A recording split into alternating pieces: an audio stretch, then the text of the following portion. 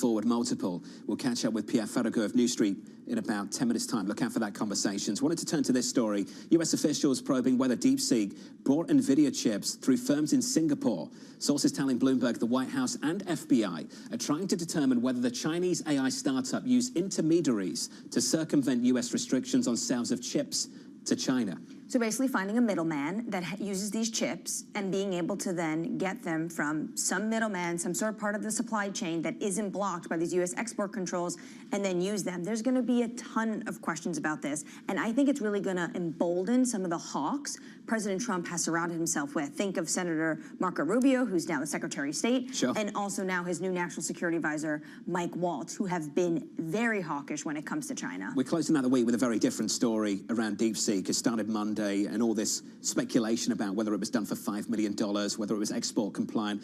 We're closing up things for the week on Friday with a real question about just how export compliant that effort actually was. So then you have to think about how efficient actually is it. Everyone was so excited and also a little bit nervous. Look what China's able to do without the amazing chips and without all this money. Well, actually, they probably got a ton of money from the CCP, and there's potential that they're actually usurping U.S. export controls and getting the advanced chips. That's the latest on that effort. Let's turn to the top story across this nation. The National Transportation Safety Board leading the investigation of the deadly air collision at Reagan National Airport. The agency confirming it has recovered data recorders from the scene. Leading our coverage this morning, Bloomberg's Tyler Kendall. Tyler, what's the latest?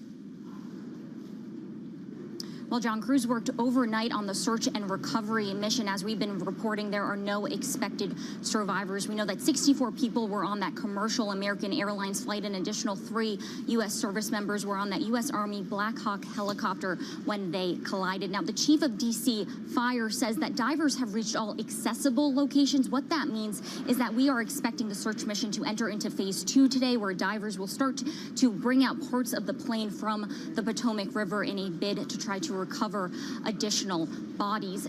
Now, big questions are still remaining. I was at the NTSB briefing yesterday where officials told us reporters that we can expect their preliminary findings and a report within the next 30 days, although information can start to come out ahead of that. As you mentioned, the NTSB confirming to Bloomberg News that they have recovered 2 of the data recorders from the commercial flight. That is going to be absolutely critical in their ongoing investigation because, John, this morning there are still big questions here at DCA, particularly after Transportation Secretary Sean Duffy said this tragedy could have been prevented. Tyler, thank you. We'll catch up with you in the next hour. Stay close. Bloomberg's Tyler Kendall there, the latest in Washington, D.C.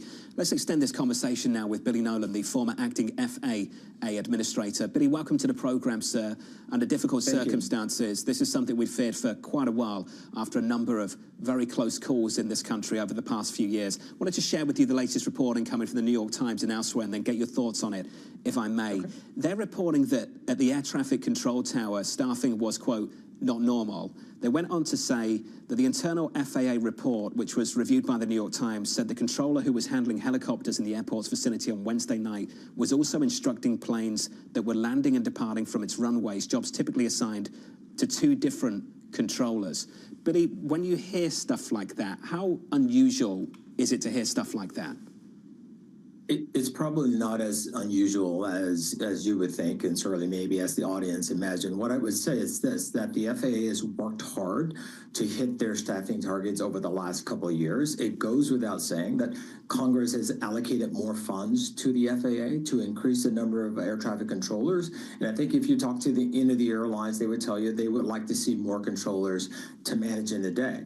But let's just go back and think about this just a bit. So a night and a half ago, you've got clear weather, you've got night VFR or visual flight rules, right? So that, which gives you the ability for both the controllers and pilots to be able to do some self-separation, if you will. So recall that, you know, the American Airlines, the American Eagle flight was given clearance to land, and they were approximately about 350 feet on short final. The Black Hawk pilots were asked if they had the preceding traffic in sight. They announced that they had. So this will be a critical part of the investigation to determine what happened in terms of what the Black Hawk pilots saw. Indeed, did they misidentify? And don't want to speculate about that. That's really what the investigation is designed to do.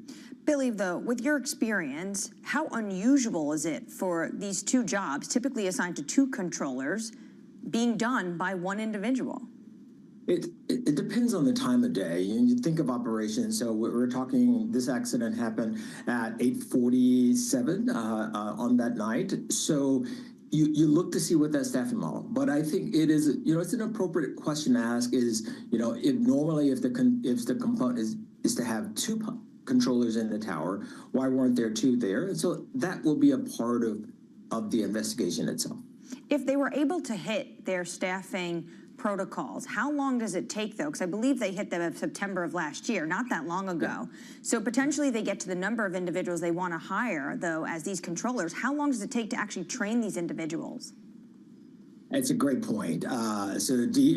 Washington Reagan is one of our busiest airports along JFK and others across the country. So these are at that sort of what you consider at the top of the food chain, right? So on average, it takes somewhere between 2 to 3 years before a controller is fully certified once they come out of the academy in Oklahoma City. The FAA continues to explore ways of, how do you accelerate that training? How do, turn into universities, turn into our nation's military? So I think as we think to the future in terms of ensuring around the staffing model, remember it is Congress that appropriates and give the FAA the funds that it needs to operate. So this is something that's been talked about over the years and is certainly one of the valid concerns to go back and take another look at. Billy, we've all heard some of the audio from the air traffic control tower that night. I understand you've heard the same thing. I'd be interested in your opinion on what you heard. Do you think that was just sort of standard protocol, or was there something ambiguous about the communication coming from the tower? No, not in my estimation. So, I've been a pilot for 44 years. I have flown as an international captain when I retired from American Airlines. So I've been in and out of DC and just, hundreds of other airports around the country and around the world. And it is typical in the case where you have visual flight rules, where once the American Eagle flight, call the runway in sight, that crew is given a clearance to land to that runway, in this case, runway 33. Again, it was asked of the Black Hawk crew whether they saw that traffic in sight. They answered in the affirmative. And so, the typical clearance is to maintain visual separation with the traffic. And then basically they should be proceeding on their course. So again, we don't expect accidents to ever happen, right? The FAA has worked hard and the industry has worked hard on eliminating those calls. So again, this will be one of those critical pieces of the investigation to determine, what was if there was a disconnect, what was it, and how do you go about rectifying that and making sure it doesn't happen in the future? Billy, as you know, there are 3 teams involved here: the flight crew of the American Airlines plane, the military crew of the Black Hawk helicopter, and then the staff in the air traffic control tower. Billy, as you also know, prominent individuals, including the president, have put quite a big spotlight on the staffing of the air traffic control tower. Now, we've documented this for years, the shortage of air traffic control. You're well aware of those difficulties. The president has suggested that it could be down to diversity, equity, and inclusion practices that have led maybe to not just staffing shortages, but perhaps not having the right people in the job. Billy, you've worked the job. You know these people, these teams. Is there any evidence that that's taking place? What I would say over the arc of my career, again, which spanned 44 years from a military pilot, long time, almost 3 decades in the commercial aviation business, I have not run into any controller who wasn't qualified. Now, are errors made from time to time? Absolutely. That's the nature of humans, right? That occasionally unintended errors take place. And we know aviation can be terribly unforgiving of a critical mistake at a critical moment, as happened on this night. So it's right for us to go look into that, to dig it, sort of to peel it apart and say, okay, we've worked hard. Now, let's remember that it's been almost 60, we're 2 weeks away from the 16th year anniversary where the U.S. has not had a fatal commercial passenger accident. That record comes about as a result of these 3 parties, as you described, working together. The pilots, in this case, our nation's military, air traffic control, the FAA, all of us working to ensure that our airspace is as safe as it can be. And where we find errors and where we find trends, we've worked very, very hard to eliminate that. I can tell you I have it on good authority from colleagues still at the FAA. The FAA has done runway safety action teams, in meetings with towers around the country. They've started to implement more innovation in terms of reducing the number of conflicts that we see, some of these close calls that we've seen on the ground. This is the time, I believe, and I look, we, the industry, look forward. Our airspace is expanding, new entrants, eVTOLs, drones, all of these, which will be imminently safer. So if we want our airspace to keep pace with the level of innovation taking place and the number of entrants coming into our nation's airspace, we need to ensure that the FAA has the resources, has the people, and has, the financial help that they need from Congress to keep us as second to none across the world. Billy, appreciate your time, and hopefully we can catch up again soon, sir. Thank you very much. Billy Nolan there, the former acting FAA administrator. One of Donald Trump's many powers is breaking with standard protocol and saying things that a lot of people are thinking. It's why he can connect with the general public in ways that other politicians really cannot. But when you say these things as president, it can compromise those around you. And I think this compromises the investigation, and I think a lot of people felt that way yesterday afternoon. And there's a ton of criticism about him going up to the podium and saying that this was the fault of DEI and just basically saying, I have my own opinions. Well, an opinion is fine if you're a regular U.S. citizen. It carries a little bit more weight when you're president of the United States. One piece of news we did get, though, yesterday is that Trump actually named a new acting director of the FAA, Billy's old job. Because remember, when this happened, we didn't even have an FAA administrator at that time. An investigation needs to take place, and we're in the process of doing that right now. When we get reports and headlines from it, we'll bring them to you. Let's give you an update on stories elsewhere this morning with your Bloomberg Brief. Here's Yahara Hackers. Hey, Yahara. Hi, John. Intel shares are rising 1.4% in the pre-market after the chip maker reported better than expected fourth quarter revenue. But executives said the increased sales were partly due to customers in Asia ordering ahead of potential U.S. tariffs. As for who will lead Intel, the company gave no update on the search for a permanent CEO. It's another story out. Walgreens shares are falling nearly 10% in the pre-market after suspending its dividend, which had been in place for nearly a century. It says the decision stems from a need to strengthen its balance sheet by reducing debt and improving free cash flow. The move is expected to save Walgreens about $650 million in fiscal 2025. And Sam Bankman-Fried's parents are trying to get President Donald Trump to pardon their son. Bloomberg has learned that Joseph Bankman and Barbara Fried have had meetings with lawyers and people in Trump's circle. The one-time crypto billionaire was sentenced to 25 years in prison for fraud. That's your Bloomberg Brief. John? Yahara, thank you. More from Yahara in about 30 minutes' time. Up next on the program, Apple's mixed results. At some point, Apple Intelligence will drive services, but really what we still need to wait for is for Apple Intelligence to drive an iPhone upgrade cycle. That upgrade super cycle remains elusive. That conversation up next, live from New York. You're watching Bloomberg TV.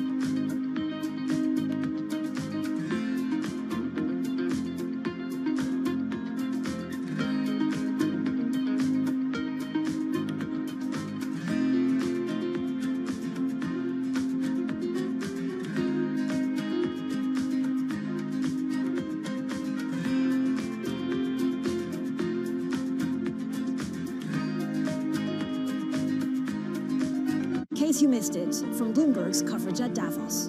Do you think there's one particular thing that you'd like Trump to change in terms of what some people see as the over-regulation of banking in America. I don't believe, honestly, that we should have a huge amount of deregulation for larger banks. I think that's, you look back at COVID and any crisis, big banks now are strong, are able to step in and being part of resolving issues rather than being the one that creates issues. So I wouldn't really welcome a huge wave of deregulations. What I can see is that, of course, what happened in the US doesn't mean automatically that you will see in Europe or in Switzerland or in Asia deregulation. So the fact is that US banks may become even more competitive internationally through a more benign environment. Nobody covers Davos like Bloomberg. Listen carefully. Can you hear the rhythm in the markets?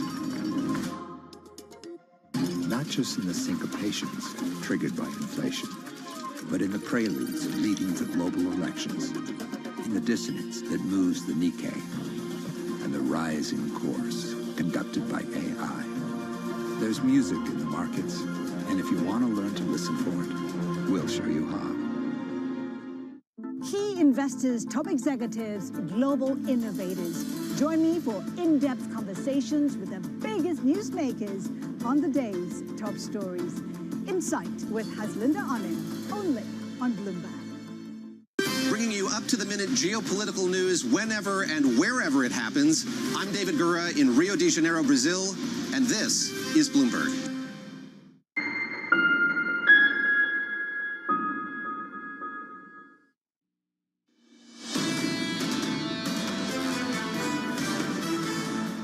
The threat of tariffs hanging over this market, but this market seems to be doing okay. Equity futures on the S&P, positive by almost 0.5%. Lots of earnings to talk about. Let's talk about one of those companies now. Under surveillance this morning, Apple's mixed results. At some point, Apple Intelligence will drive services, but really what we still need to wait for is for Apple Intelligence to drive an iPhone upgrade cycle. That's really the only way you drive sustainable growth for Apple. That will drive wearables growth, and eventually it'll drive services growth as well. So here's the latest. Apple delivering a mixed earnings report. China revenue plunging 11%, but the company forecasting overall revenue to grow for the current quarter. Pierre Ferragut of New Street Research has a neutral rating on the stock with a 225 price target. Pierre joins us now for more. Pierre, the stock is up by 3.5%. It's good to see you, buddy, as always. I just wonder if you're surprised the stock's actually positive after the results we saw yesterday afternoon. Yeah, very, very surprised as well, John. The stock reacted negatively on the headline numbers because the quarter was weak. Within these weak numbers, you still have quite a strong momentum in iPads and for the MacBook. And the company guided low to mid-single-digit growth for the first quarter. And I think really the stock popped on that when management mentioned that on the call. And I think investors were actually very, very worried. Sentiment into the numbers was very bleak, lots of downgrade into the numbers. And the market took that as a kind of like, oh, it's not as bad as we feared signal. And that's what really created the reaction of the stock. Reality is up to us. Things are playing out in line with what we were expecting. We're entering into a very weak cycle for the iPhone. Nothing dramatic. But what it means is really that as we were expecting Apple Intelligence, the introduction of AI features is not generating like a hardware cycle. We had expectations around that for the iPhone. We had expectations around that in the PC market. And what we've always said is AI is going to be a software-driven phenomenon at the edge. You'll see AI adoption moving with software upgrades and software adoption. And we don't expect people to upgrade faster their device because of that. If you want like better iPhone sales, you need hardware innovation. You need the iPhone to look different to trigger the need for upgrade amongst users. Well, and one of their core markets, of course, doesn't have access to the AI service. I want to talk, Pierre, about China because Tim Cook really is all in on EM, but when he talked about the decline of what's going on in China, he blamed it on not having enough inventory. What is going on in China? Yeah, it's very to be completely honest, it was a bit difficult to really make strong sense out of Tim's comment last night. So first of all, he says, like, iPhone sales are doing very well where Apple Intelligence is available. And I don't know if you do your own, channel checks, but like all the feedback we get on Apple Intelligence from users, from consumers, is very bleak and borderline negative. So it's very, very unlikely that we are in a world in which people upgrade their iPhone for Apple Intelligence. So it's shocking to hear the CEO really making explicit reference to that. And then on China inventories, we are all fighting about with like a point or 2 points of disappointment. So it's very small moving parts. And I can imagine, like people in charge of Apple sales in China reporting back to Tim issues they've had with inventory, which is business as usual. But there isn't any, to my knowledge, any specific situation in China that would justify, like a significant procurement or supply issue for the market. What would drive an actual hardware upgrade for individuals? Because Apple seems to think AI, this Apple Intelligence, is what people are going to start flocking to the phones. But actually, at the end of the day, it's maybe just the true believers, but not everyone that needs a new iPhone is upgrading immediately just to get a hold of AI. Exactly. That's the right question. That's a key question on the stock. You look at 15 years of history of the iPhone. The super cycles were the iPhone 6 Plus, like the new form factor with a larger screen, whereas the iPhone 10, the revolutionary form factor without a button, with a full screen, taking the whole real estate on the phone. To me, you have evidence of super cycles only with hardware innovation. So if Apple wants to generate that, they need to innovate on the hardware. That might be, the good surprise of the next product cycle, because we all know Apple is working on a super thin iPhone and like a premium iPhone, and that might be a more interesting thing to look at next fall. Hey, Pierre, always appreciate your time, sir. It's good to see you. Pierre Farragher there of New Street Research. Neutral on the stock, 225 price target. We're trading at about 245, 246 in a pre-market. The stock is higher by 3.5%. Had a series of analysts over the last few months downgrade this name. This quote came from Oppenheimer. Lack of compelling Apple Intelligence and generative AI apps to accelerate near-term device replacement. That was ahead of the earnings. I think the earnings spoke to that theme. Right, and Apple was hoping that everyone will be excited about Apple Intelligence, but it's just not driving that super cycle. We're not upgrading just yet, that's for sure. Up next on the program, the second hour of Bloomberg Surveillance. Just ahead, joining us, Christian Muller-Glissman of Goldman Sachs, Bruce Landsberg, the former NTSB Vice Chair, Nouri Arabini of Hudson Bay Capital, and Michael Zezas of Morgan Stanley from New York. This is Bloomberg.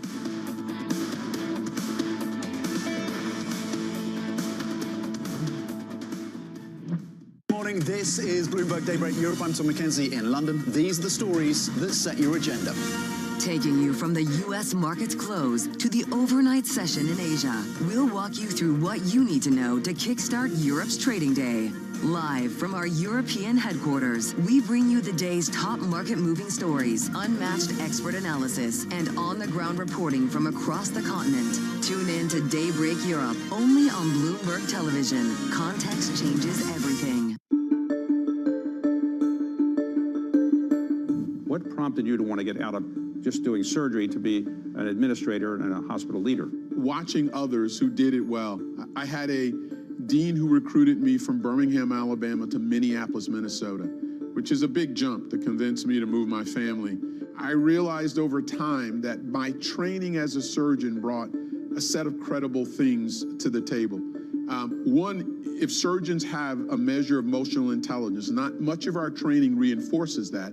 It reinforces skill, not necessarily emotional intelligence. But if a surgeon has some self-awareness and emotional intelligence, what they bring to the table of leadership are three fundamental things. Number one, they do everything in teams. Their operations, their patients they see is all team focused. Number two, they value process, but they hold themselves very much accountable to execution. They understand that it's good to explore a patient, but what really matters is that you take the tumor out. And then number three, they make difficult decisions on incomplete information. Those things I realized that I could bring to the table as a leader if I had a sort of a passion for working with people and had some sense of self-awareness.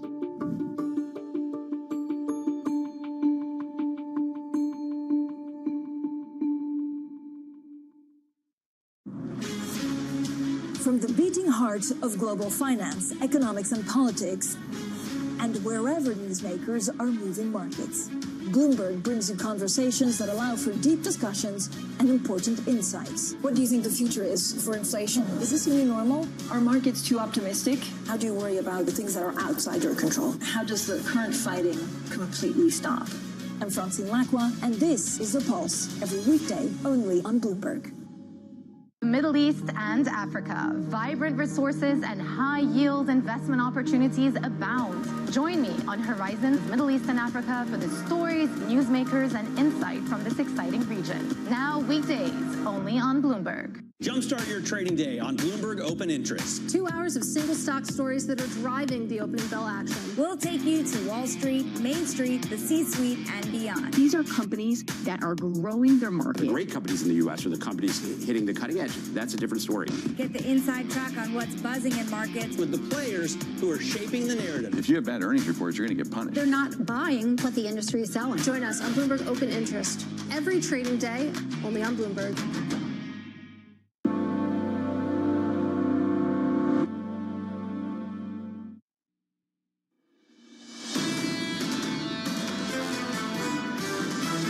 We are now in a 5th year of inflation running well above the Fed's target. We've been in an economy that's been nominally growing at more than 5% per year. Anecdotally, you can come up with a lot of talk about labor market softening, but at the aggregate level, it really isn't. You look at what the U.S. economy has done over the period of time that we've apparently been in extremely restrictive territory, and clearly we weren't that restrictive. This economy is more resilient to interest rates than it was in prior cycles. This is Bloomberg Surveillance with Jonathan Farrow, Lisa Abramowitz, and Anne-Marie Hordern. The mood in this market at the end of the trading week is so much better than it was at the start of the trading week. Equity futures right now positive by 0.5% on the S&P 500.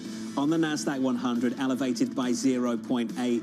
Apple earnings weren't great. The outlook was okay. It was enough to drive that stock higher in the pre-market. Going into the weekend, though, it's the threat of tariffs hanging over this market.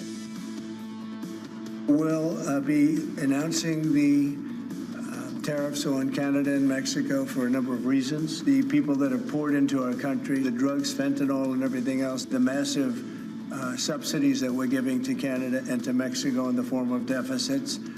And I'll be putting the tariff of 25% on Canada and separately 25% on Mexico. And we will really have to do that because we have very big deficits with those countries. Those tariffs may or may not rise with time. So what happens next? I've got absolutely no idea. This is the indication coming from the Wall Street Journal. They report the following, that Trump's advisors are considering several off-ramps. And a lot of people in this market believe there are several, including commitments to doing something about fentanyl and immigration. Well, this is the question. What is going to be the scope of this announcement? I would be more shocked if we don't get any announcement on tariffs come tomorrow. I think the president has made it pretty clear now, especially in the clip we just saw from him yesterday saying, I will be doing something February 1st. That's Saturday. That's tomorrow when it comes to Mexico and Canada. And a lot of this is being driven by the action he wants to see on fentanyl and because of immigration. But the scope of it is really important. He signed a memorandum in that executive order that he wanted this process to take place to review trade practices by April 1st. So maybe he comes out with tariffs and says, but you have 60 days maybe for negotiation. Or maybe he comes out with specific sectors that there won't be as much of an impact on U.S. goods. We don't know the scope, and that's the problem. One sector, energy. Let's talk about energy. Yes, there is a trade deficit. No, there isn't one if you exclude energy. But that energy is energy America actually needs. Now, some people watching who might not be familiar with any of this would say, well, we've got loads of energy here in America. But some refiners in this country are set up to process a very specific type of crude that comes from Canada. Right, it's this heavy crude, and that you need it when it comes from Canada. There are some places in the United States, these landlocked states in the Midwest, that only import from Canada. So if it becomes so much more expensive for them, you are going to see a massive market hit on energy. There's also a secondary factor to this. This administration, especially Secretary Rubio, who has just put out an opinion piece yesterday talking about Latin America and this push they want to make to countries in their own neighborhood in the Western Hemisphere. Well, where does all those refined products that the U.S. brings in from this heavy crude from Canada, then refines it, say, to diesel or gasoline go? Well, it goes to LatAm. Well, if you're not bringing enough heavy crude to then make those products to ship them out to the Western Hemisphere, who fills that gap?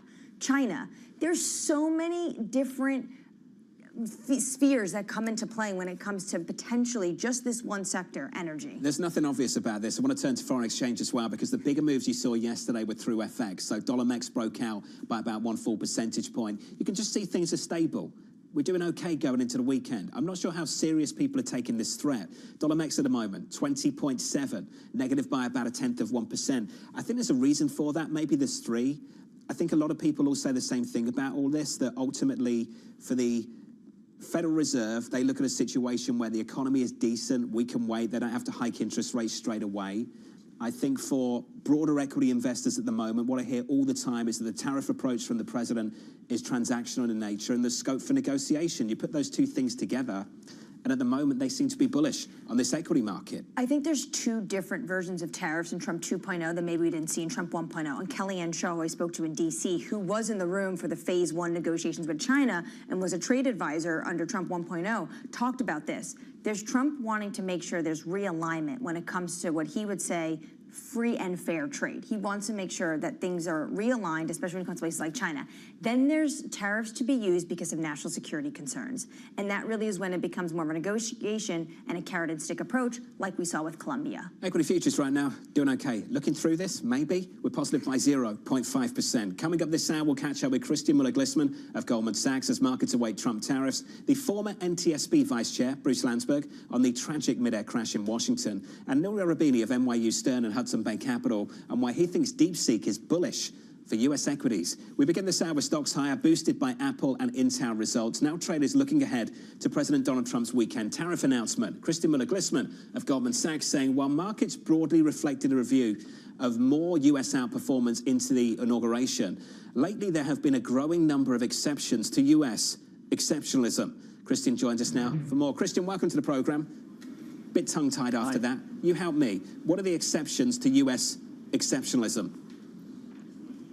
Yeah, I think you've gone through these sentiment cycles where people essentially try to price the trade tariffs and the risks from it, and the problem is you just didn't see them come through. And I think there is this problem of buying the rumor, selling the news, not just working. Like, people want to see those tariffs come through. And I think we've started to see some exceptions recently. The dollar is one where you have seen a significant setback. And I think generally European equities have done really well, much better than most people expected, considering there could be a target. I think in general, it just feels like the US exceptionalism was so well priced and people really used it, assets related to US exceptionalism, to diversify. But you didn't get any announcements, so you have a bit of a setback. Christian, it was helpful towards the end of the year when the Federal Reserve was cutting and the economy still looked okay. The Federal Reserve stance has shifted somewhat. I wonder from your perspective whether you believe that policy uncertainty is constraining the dovish bias of the Federal Reserve. It certainly feels like it. I think like the market is currently being held back. The kind of Fed is being held back by policy uncertainty. I think we all know that the baseline on macro is friendly and the data is continuing to come in friendly. But I think the policy uncertainty is very high and sentiment is very bullish. And this becomes a bit like a speed limit, what risky assets can do. And I think it obviously also becomes a speed limit for the Fed because they care about financial conditions, they care about the broader picture.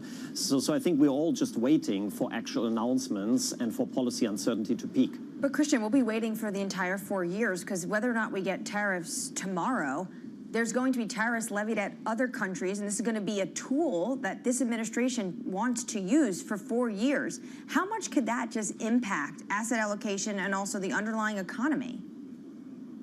Yeah, I think you can look at it from two perspectives. There's a market timing element where you can try to potentially avoid areas that might be targets of the tariffs. There could be opportunities to trade momentum into announcements, into official announcements that get rumored. And I think markets have tried to do that. But what we try to do a lot is just build portfolios that are somewhat robust, irrespective of tariff outcomes. And I think the dollar has played a key role in that. I think we've been very constructive on the dollar. We have this stronger for longer dollar view, and we just think like you have to be very careful to kind of be bearish the dollar until you do get more kind of actual announcements of US exceptionalism type policies. If you're concerned about what's going on in the US, where else do you want to look? Yeah, I think like what I find really interesting is Japan, where actually you could say that a stronger dollar is good for Japan just via the currency translation channel.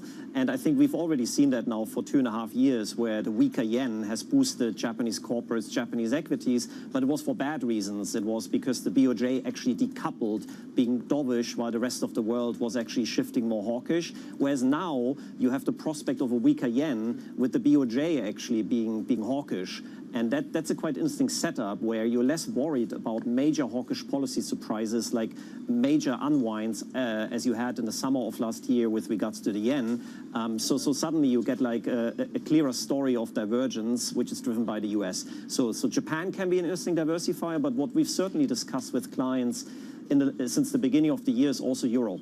I think it's quite remarkable the amount of bearishness investors had coming into the year with regards to Europe. If you look at our conferences, we did like surveys from the audience, and you would say that Europe in most kind of conference locations was the least preferred equity region. So we're very focused on the upside tail with regards to Europe. We haven't gotten ourselves to be bullish Europe yet, but for example, looking at tail risk pricing in equities and FX and rates, all of that is incredibly cheap right now. So you can think about maybe hedging the right tail on Europe as well. Hey, Christian, how much needs to go right, or how little needs to go right for that trade to pay off? I mean, as of now, you see it. Europe has already done really well year to date, surprising a lot of people. And the earnings season so far is kind of like difficult to call. I think it has not been terrible. Certainly, you've seen some big results being a bit better than expected. I think the hurdle rate is low. Remember when you had the flash PMI announcement, which was actually a bit better than expected, it triggered quite a strong response. Yep. So I would say positioning and sentiment is quite bearish right now in Europe. Christian, this is geographic diversification. Let's talk about cross-asset diversification as well. At 450, do bonds deliver? And at 450 on a 10-year treasury yield, do you think bonds deliver you a ballast in the portfolio? Do they provide that? You know what? The 300-year average of the US 10-year yield is actually 450. So you are more or less at the average in the last 300 years. If you take out the 70s, the 300-year average is 4.3. I don't think we're in a bad kind of place with regards to bond yields. We all know that we have a new factor here: fiscal deficits, debt to GDP, fiscal policy, bond supply. There is a term premium trend that is still upwards. But I think these repricings of term premium will be short. We've just been through one, and we got the relief with the inflation data. There will be more. But I would say if you think about bonds in the portfolio, they become more valuable. There's a good yield. I always think about it about relative return, relative risk, correlation benefit, and return versus cash. On all of those dimensions, bonds look better. And I always say relative return looks better not because yields are higher, but risk premia are lower. Got it. Relative risk looks better because if you push bond yields up, equities will suffer probably more. So from that perspective, there's a lot of relative factors in the portfolio that make bonds more interesting. So we're very focused on balance. Christian, from a correlation perspective, what does gold do for me right now? Given the slight drawdown that we saw on Monday as equities sold off, what's the relationship between broader risk appetite and gold at the moment? It's very difficult because historically you could link gold to risk appetite nicely. There was the real yield channel, there was the dollar channel, but I think what we've seen in the last 2 years or so is that central bank demand has really taken over as a structural underlying force behind the scenes, and that remains very strong. So we like gold because of that. The incremental risk-off characteristics you still have, but they haven't even played out yet. There's a very good chance that something goes wrong in the global economy, either geopolitically or economically, and gold will probably be a really important buffer. But that's not even our view. Our baseline is friendly. So I think gold can play a really important role in the portfolio. I would say it can diversify geopolitical shocks possibly better than bonds, but it obviously competes with bonds paying you 4.5%. So I think there's a place for both in the portfolio, but I think gold has a few characteristics we like besides the bond market. Record high this morning on gold, 2,800. Christian, thank you, sir. Appreciate your time. Christian Muller-Glissman there of Goldman Sachs. With an update on stories elsewhere with your Bloomberg Brief, here's Yahara Hakes. Hey, Yahara. Hi, John. President Donald Trump says he doesn't know exactly what caused the midair crash near Washington, D.C. on Wednesday evening, but he has opinions. At a White House news conference, the president said DEI programs may have played a role in the disaster. He also said there may have been a problem with the helicopter pilot. Meanwhile, sources say U.S. Defense Department employees accessed DeepSeek on their work computers for at least 2 days before the Pentagon blocked access. The sources say the employees connected their work computers to Chinese servers to access the startup's AI chatbot. They are still determining the extent to which employees use the system. And Chevron shares are up now in the pre-market after reporting fourth quarter earnings that fell short of Wall Street expectations. The miss was due to a slump in crude prices and weak margins in its refining business. Still, the company announced a 5% dividend increase. That's your Bloomberg Brief. John? Yahara, thank you. China allegedly hacked into the Treasury. What are they doing in the Defense Department?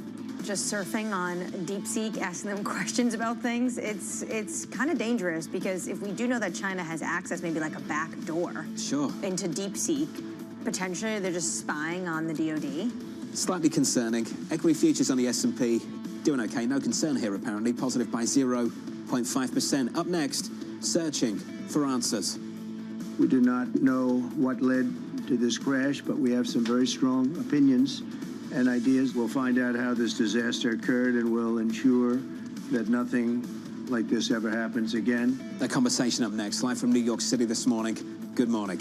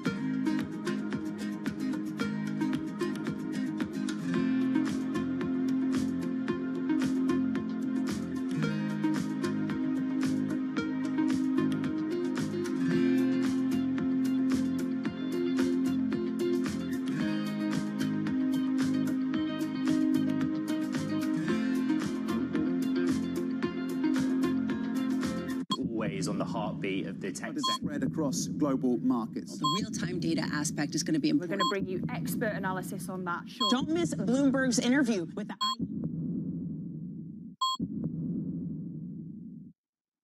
Welcome to the world of decentralized finance. Massive outperformance from Bitcoin. Bloomberg is covering all things crypto, the people. The tectonic shift emanating from Washington. All we're looking for is clear rules and an ability to build in the United States. Crypto shouldn't be partisan. The transactions. Really a record-breaking moment. Crypto VC is back. And the technology. It's really the beginning of a global on-chain economy. And if America doesn't embrace it, we're going to be left behind. Bloomberg Crypto, only on Bloomberg. From the world of politics to the world of business, Joe Matthew and Kaylee Lines deliver news, insight, and analysis live 2 times a day, every trading day. Balance of Power at 1 and 5 Eastern, only on Bloomberg.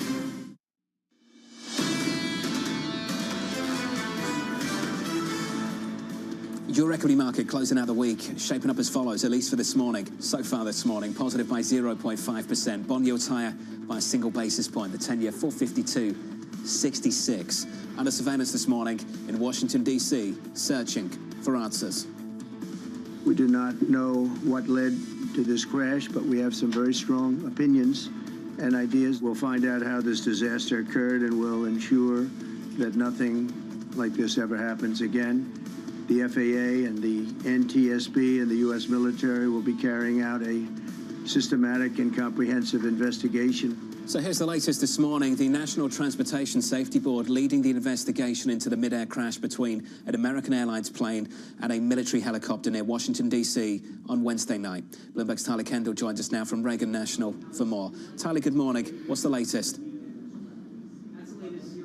Well, John, the D.C. fire chief says that divers have reached all accessible parts of their search. That means that we are expecting the search mission to enter into phase 2, where divers will start to remove parts of the plane today from the Potomac River in a bid to recover additional bodies. As we've been reporting, all 67 passengers between the two aircraft are presumed dead. Now, big question still remaining this morning. I was at the NTSB briefing yesterday where they told us reporters that we can expect a preliminary finding report within the next 30 days, but new this morning, the NTSB confirming that they have recovered the data recorders from the commercial flight. That's going to be absolutely pivotal in their investigation as they try to piece together, for example, the altitude and the speed of the aircraft at the time of the collision. Because, John, there are still big questions about air congestion here at DCA. It has one of the busiest runways in the country, but also has a relatively small footprint, about 860 acres, considering the amount of traffic that comes through here. Transportation Secretary Sean Duffy said that it is too soon to say, but that they would look into potentially modifying the flight paths or even the number of flights out of here, which has long been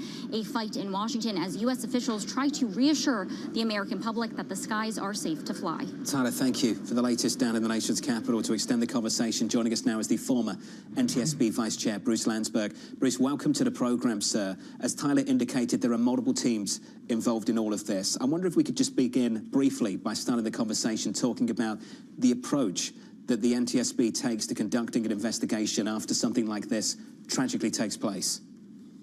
Thank you, Jonathan, for being with you this morning.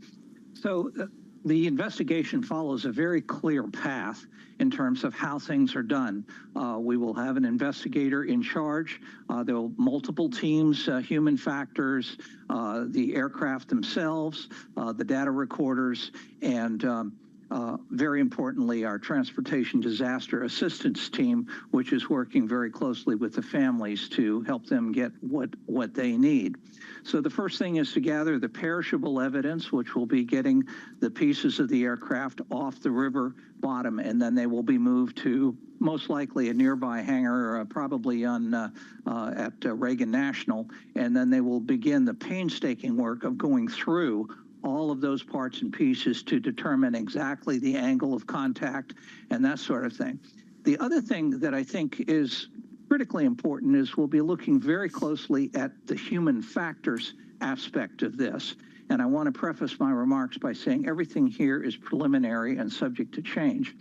But the key areas are going to be the staffing in the control tower, because what we understand at this point is that the helicopter route position and the local control position were combined with one person handling both of that.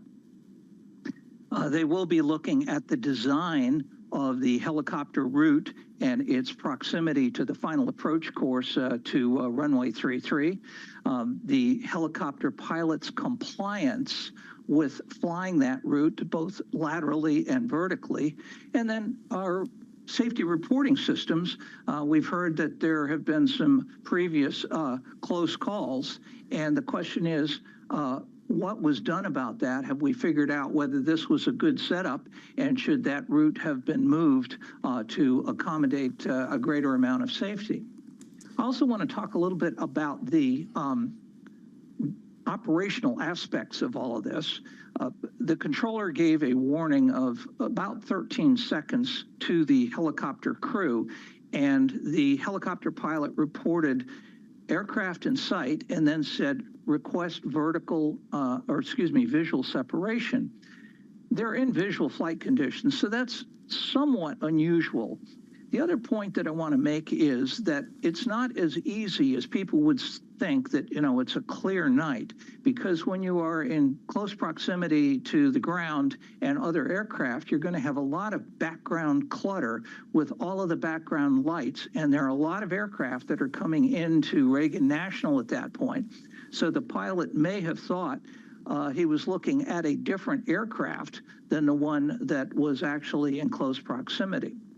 And so then Bruce, the can final I just point, jump in on that point if you don't mind, and then you can complete that final point? Certainly, certainly. When you listened to the communication from that air traffic control tower, did you find that ambiguous then? Was that unusual?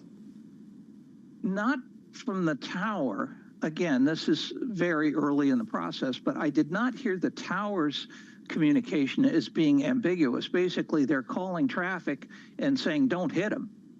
The pilot's response was a little unusual to my way of thinking, of saying request visual separation, because the controller is assuming that once the pilot identifies that he's seen the other aircraft, that he's going to maneuver appropriately, in this case, most likely to the left or to the east, to move away from the runway where the airliner was descending. Well, this is where a lot of intrigue is, Bruce, about the altitude of the helicopter. I mean, this crash happened just under 400 feet. Is that outside the helicopter's altitude envelope? I personally don't know that, but I suspect that the helicopter routes have a prescribed altitude, which is critical for them to adhere to.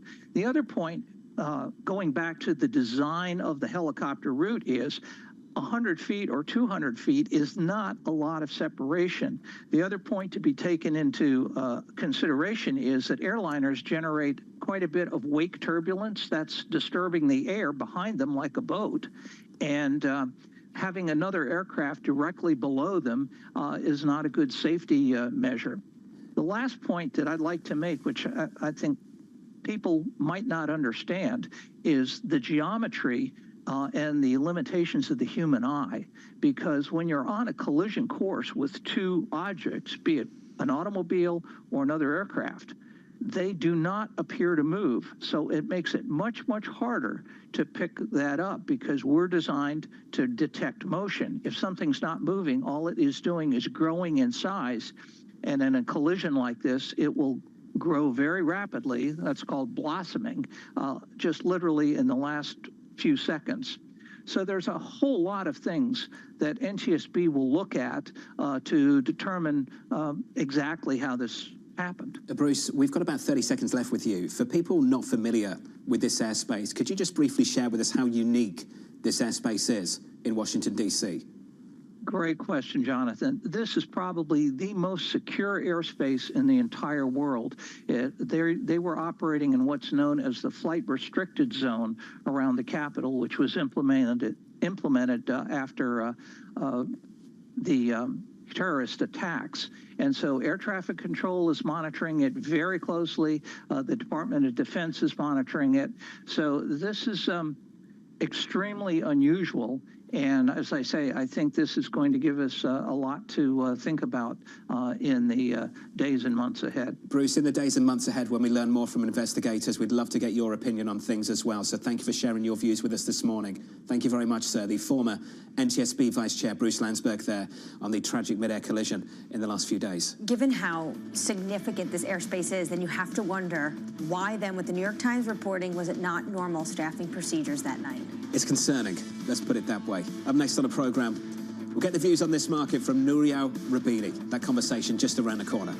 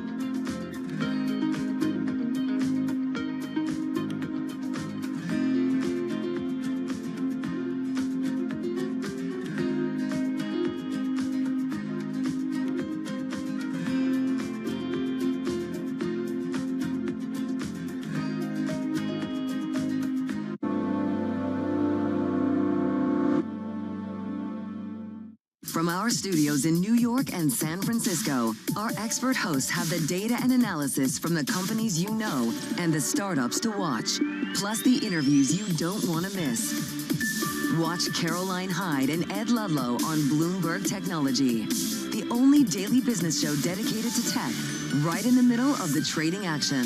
Live every weekday, only on Bloomberg Television. Context changes everything. There is this real momentum from Wall Street. We are basically deep in the European earnings season. Take a look at how we're faring when it comes to Asian markets. U.S. jobs numbers are released. Bloomberg has the report under surveillance with crucial data and expert analysis at terminal speed. Nobody covers Jobs Day like Bloomberg. Listen carefully. Can you hear the rhythm in the markets? Not just in the syncopations triggered by inflation, but in the preludes leading to global elections, in the dissonance that moves the Nikkei, and the rising course conducted by AI. There's music in the markets, and if you want to learn to listen for it, we'll show you how.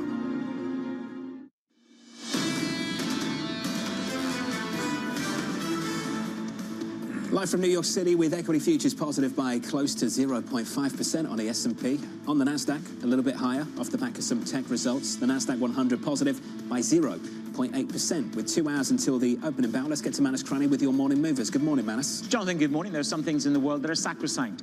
Dividend. The dividend of Walgreens has been around for 94 years. So not only did they reduce it by 50% last year, but it's gone, scrubbed.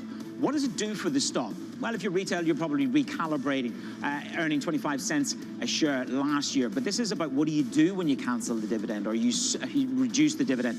TD Cowen say they're not out of the woods yet. This is about the retail pharmacy industry and their business. And what are you going to do to reshape it? So right now, it's a suspension of the quarterly dividend, and that, in theory, will save them around $650 million. Apple. We were white-knuckling it into the numbers last night, and you weren't disappointed because China underwhelmed. iPhone sales underwhelmed. Why is the stock up 4%? Because Cook went on the conference call and he soothed the nerves. China's going to recalibrate. Dan Ives has a bullish note. There's a shock. The iPhone 16 upgrade cycle is better than where we were with the iPhone 15, but it's about services within Apple. If you don't believe that they've invented anything, and they haven't perhaps since they gave us the iPhone, it's about services, the App Store, Apple Music, revenue there at an all-time high. Still, the dependence on iPhone is unprecedented. Stock bounces this morning. I'll leave you with a note on Chevron. Now, when they went into the fourth quarter, oil was down 11%. They missed on their numbers, $2.06, way under the estimates of $2.11. But this is a year ago, they were earning $3.45. There are promises. We're going to constrain the capital spending, and Kazakhstan, their new JV, is going to produce about 1 million barrels a day by the end of this year. But when it comes to promises, Mike Wirth promises $10 billion a day of free cash flow because he's paying out. He's paying out a dividend of $7.5 billion, and his free cash flow at the moment, this is how you keep the institutional shareholders on side. His cash flow at the moment is $4.4 billion. I am not PhD, but that is a gap. Manus Cranny, thank you, sir. Mike Wirth, one of the best. We'll be catching up with him very soon on this program. Looking forward to that conversation. As for Apple, finding out that this week, telling powerful stories on the earnings call is very valuable.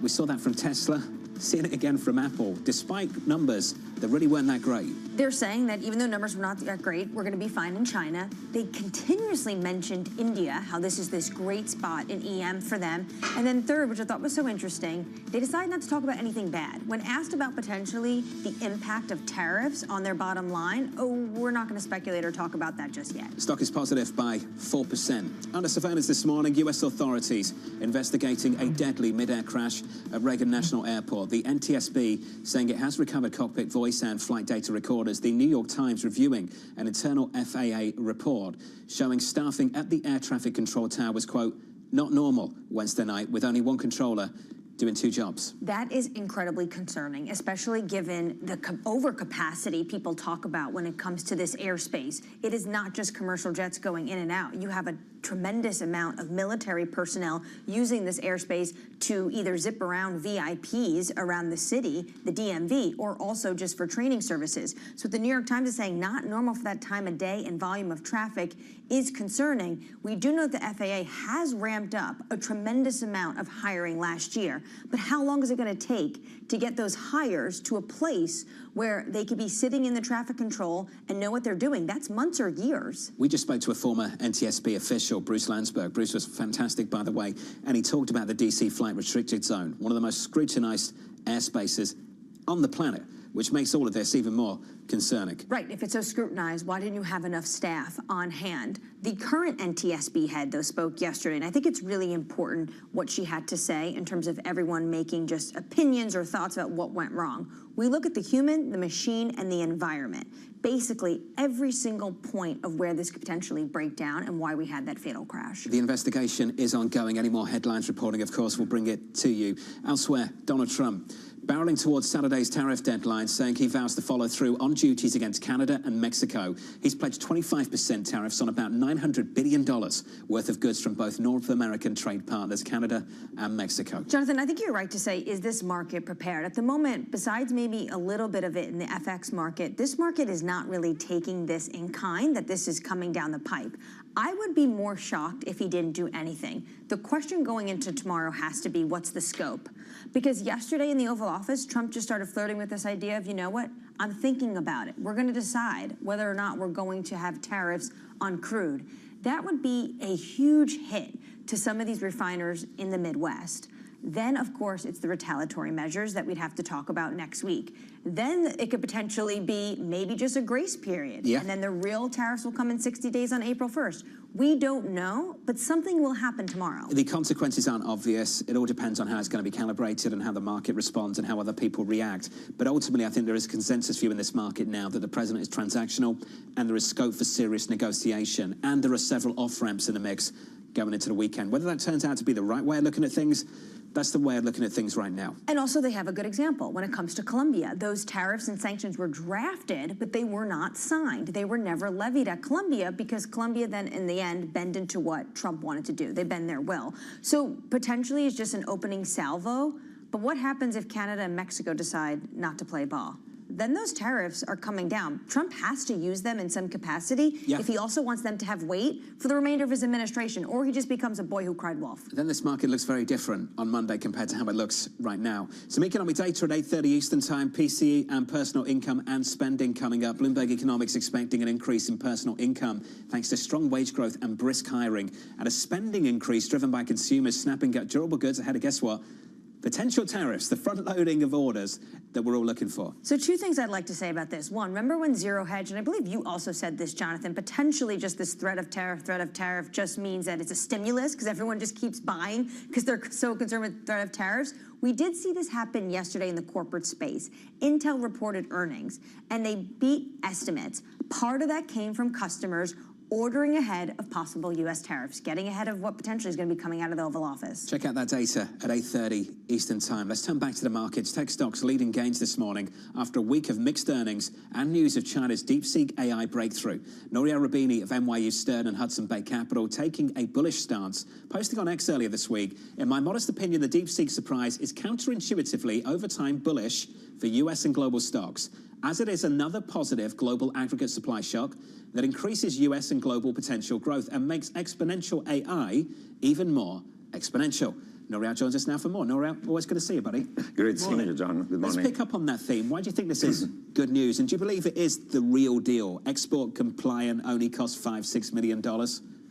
No, of course, in spite of the restrictions, probably got more GPU, NVIDIA, and otherwise. They didn't use 5K, probably 100,000. R&D costs were much more, and so on and so on. Still, it's not a 20x improvement, maybe it's a 2 or 3x. But my point was that if this is true, even to a 2-3x extent, is one of the biggest total factor productivity increases in human history, literally, and should be increasing potential growth not just in China. The reinforced learning can be used by everybody. It's open source, so everybody's going to use it. And it's going to increase also not only the productivity of those who are producers of AIs, but more importantly of the consumers of AIs.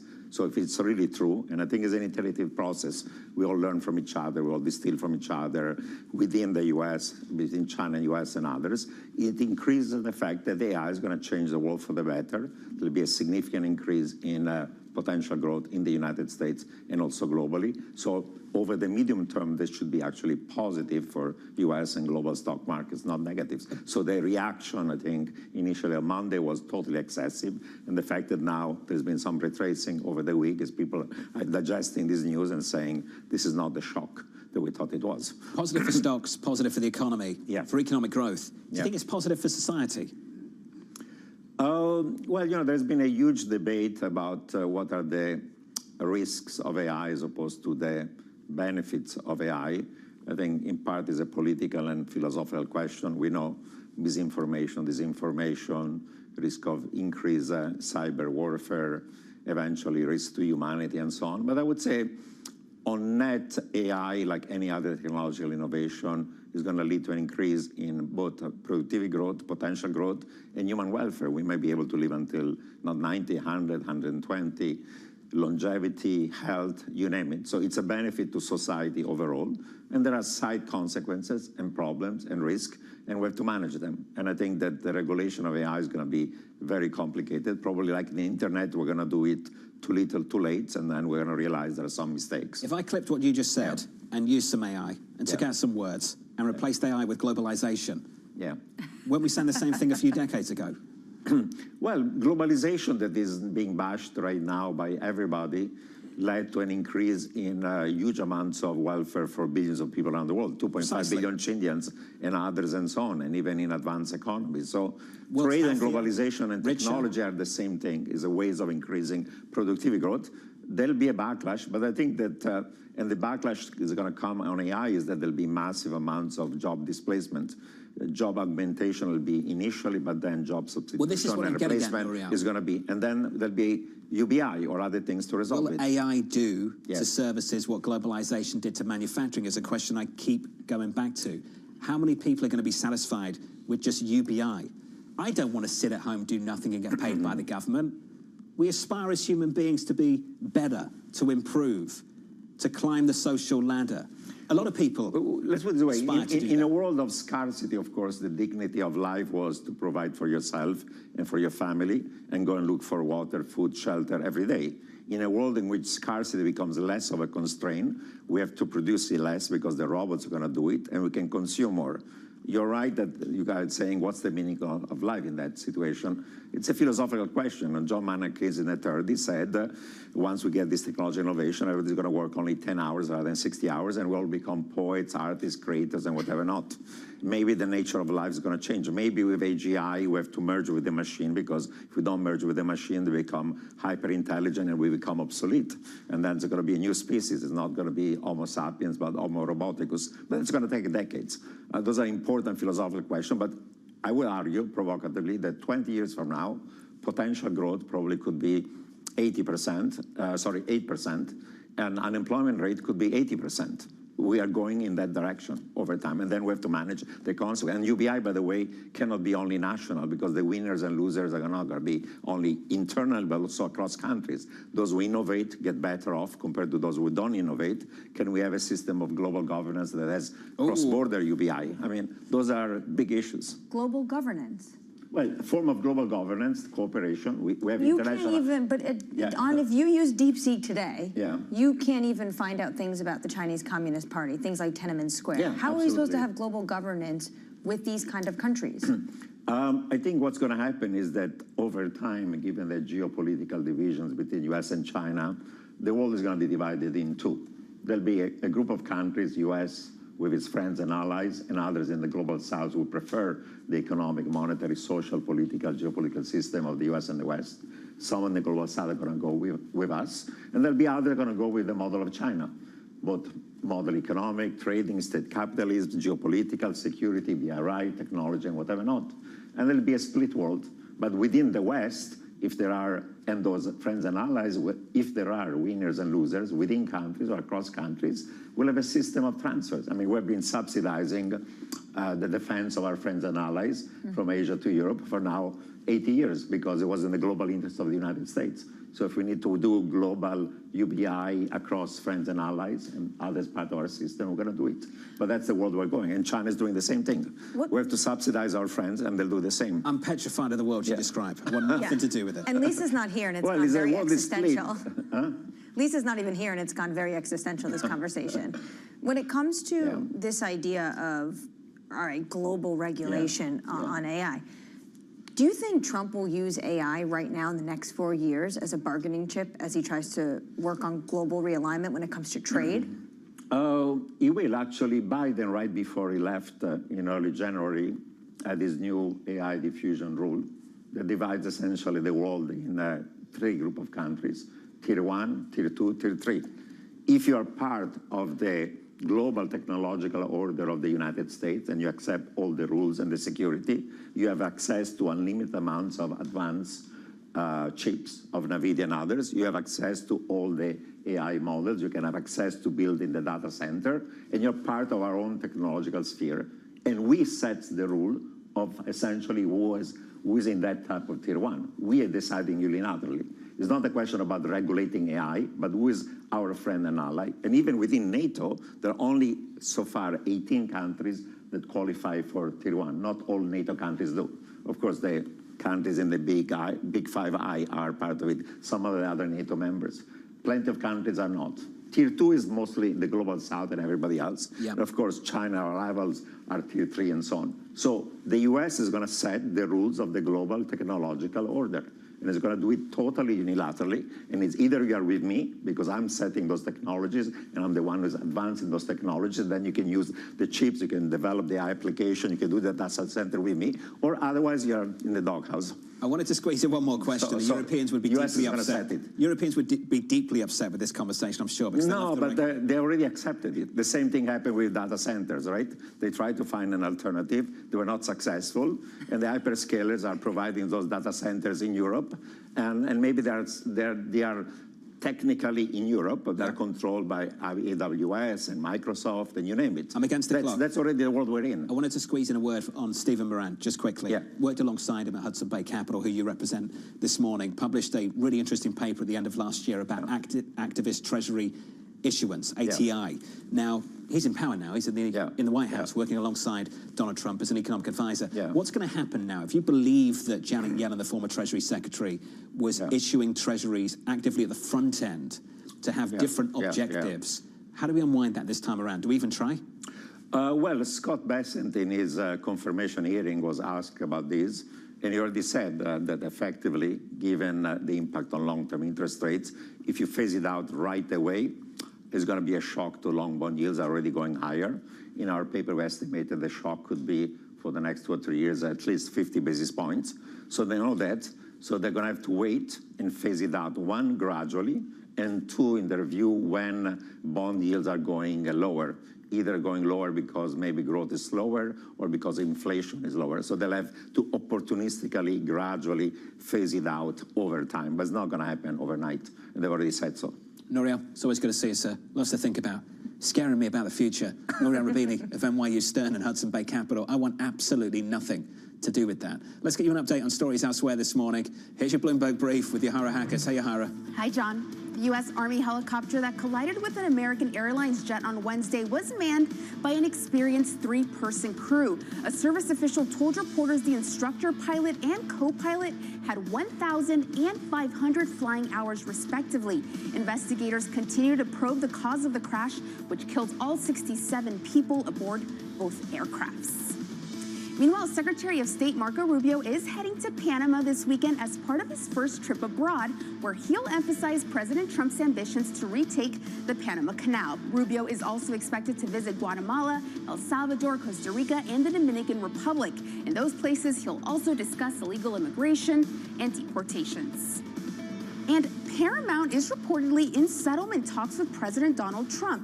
This after his lawsuit regarding a 60 Minutes interview with Kamala Harris that he alleges was deceptively edited. The New York Times is reporting that Paramount executives may opt to settle to boost the odds Trump allows its multi-billion dollar merger with Skydance to go through. That's your Bloomberg Brief. John? Yahara, thank you. More from Yahara in about 30 minutes' time. Up next on the program, barreling towards a tariff showdown.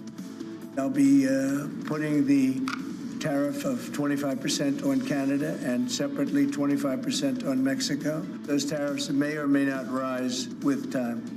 The View from Morgan Stanley. Up next, live from New York, you're watching Bloomberg TV.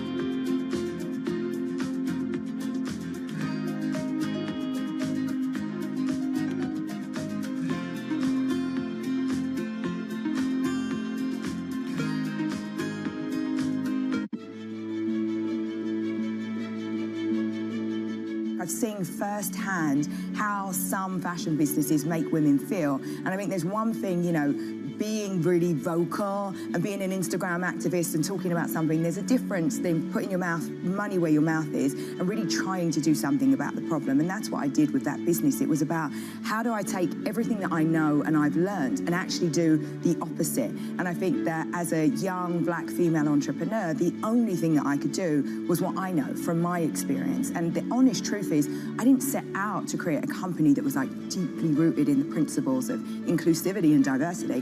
I set out to make a company that was right for me and my friends, and I knew that if I had a problem, chances are somebody else does. And I think that's where so many businesses are, you know, created, when you're solving a problem that's real for you and therefore real for the consumer.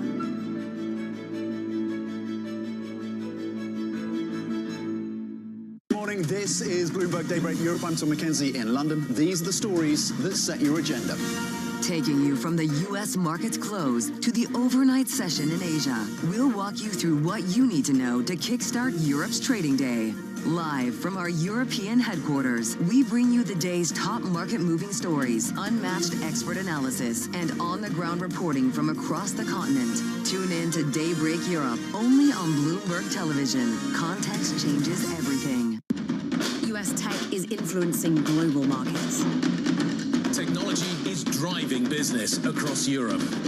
Companies in Asia are betting on tech. Bringing you up-to-the-minute tech news whenever and wherever it happens. I'm Ed Ludlow in Las Vegas, and this is Bloomberg.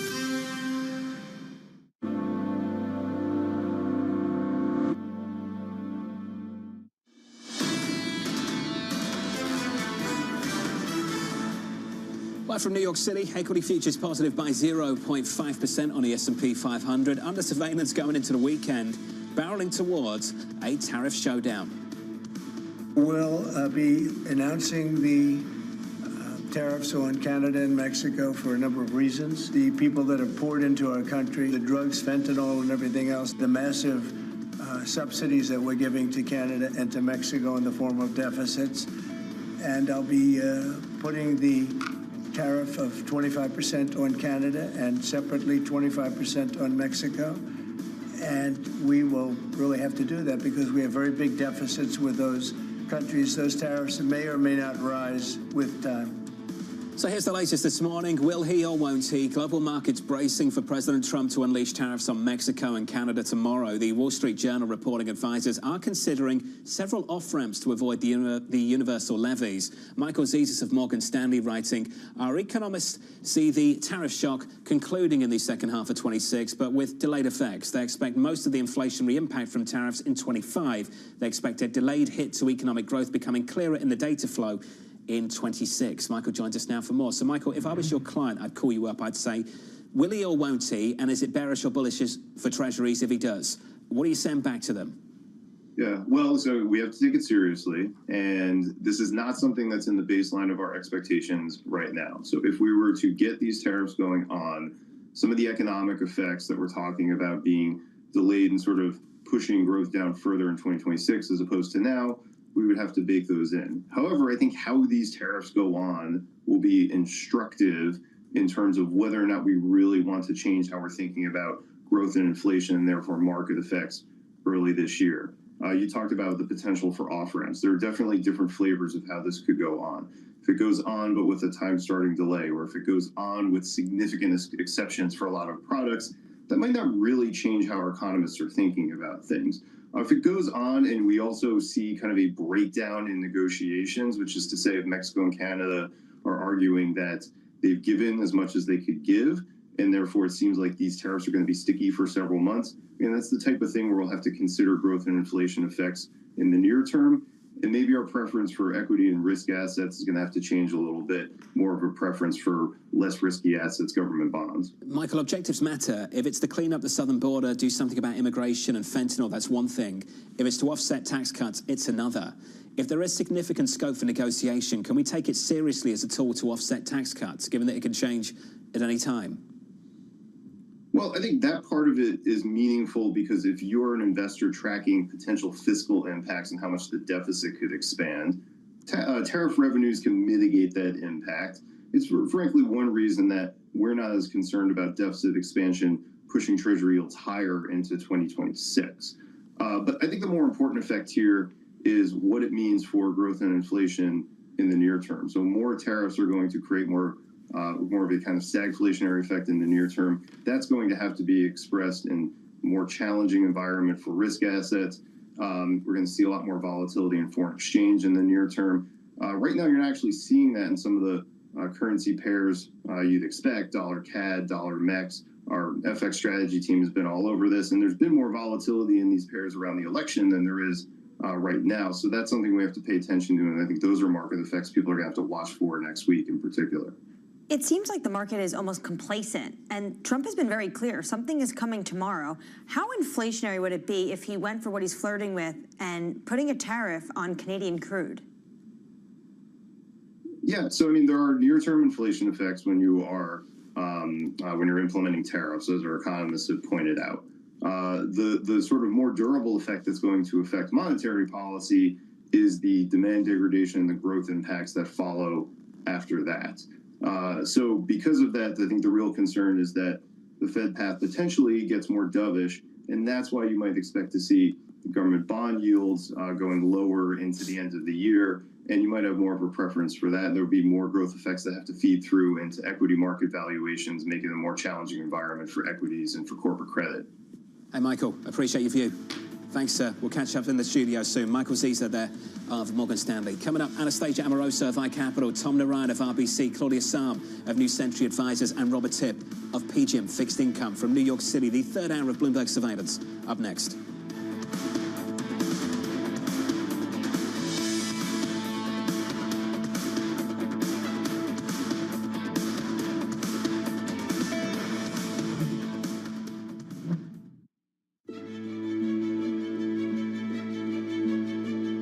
What legacy I would love to leave is to make sure that in my village I have infrastructure.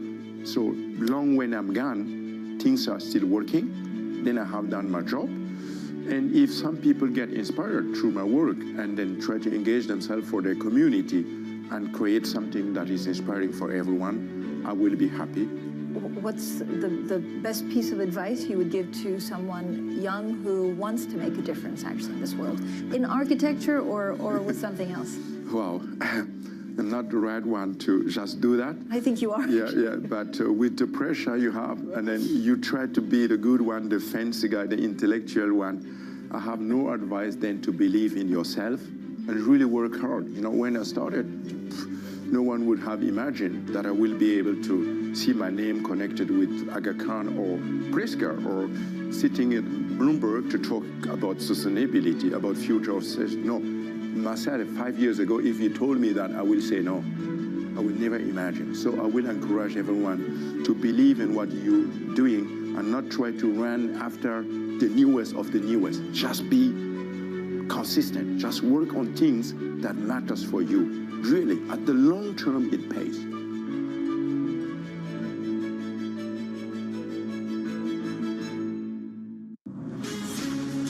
From the beating heart of global finance, economics, and politics, and wherever newsmakers are moving markets, Bloomberg brings you conversations that allow for deep discussions and important insights. What do you think the future is for inflation? Is this new normal? Are markets too optimistic? How do you worry about the things that are outside your control? How does the current fighting completely stop? I'm Francine Lacroix, and this is The Pulse, every weekday only on Bloomberg. What about artificial intelligence? Is artificial intelligence going to enable you and others to say, we have enough information to know exactly what something is going to be worth in terms of insuring it or not? Artificial intelligence is finding its way into our business in a variety of different factors. I think the first piece is getting much better insight into data, which allows us to make better decisions on underwriting. It's also a great opportunity to service business better in terms of like call centers and different ways of what's using robotics and other AI will be very helpful. But it is an emerging practice within the industry and one that is evolving very quickly. So it's also going to present risks that other companies, how they use it and how they use large language models and making sure the decision making is very sound. So it's complicated, but it definitely is benefiting the business today.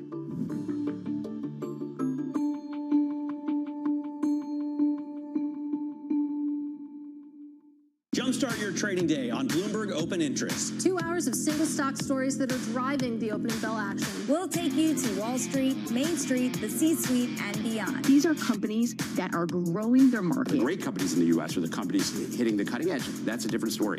Get the inside track on what's buzzing in markets. With the players who are shaping the narrative. If you have bad earnings reports, you're going to get punished. They're not buying what the industry is selling. Join us on Bloomberg Open Interest every trading day, only on Bloomberg.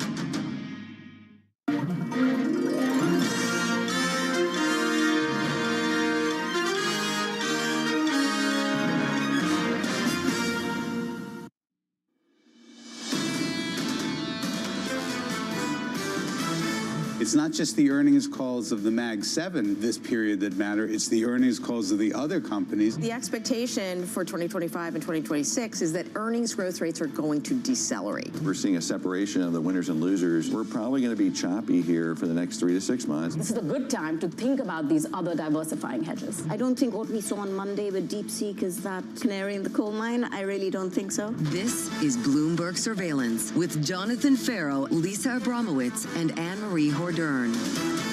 So the opening bell about 90 minutes away, going into that equity futures on the S&P, nicely positive, up by 0.4% on the S&P 500. On the NASDAQ 100 up by 0.75%, supported by Apple in the pre-market, higher by 4%. The numbers out of China, not great, down by double digits. The iPhone, still not experiencing any real growth year over year, but the outlook apparently sufficient to lift this stock this morning. Which also, you brought a great point up earlier. What does it mean about basically the base case? And also how Tim Cook was basically massaging a lot of these questions on the call. A lot of money coming in for services. But yeah, the outlook, not too bad. So everyone's excited.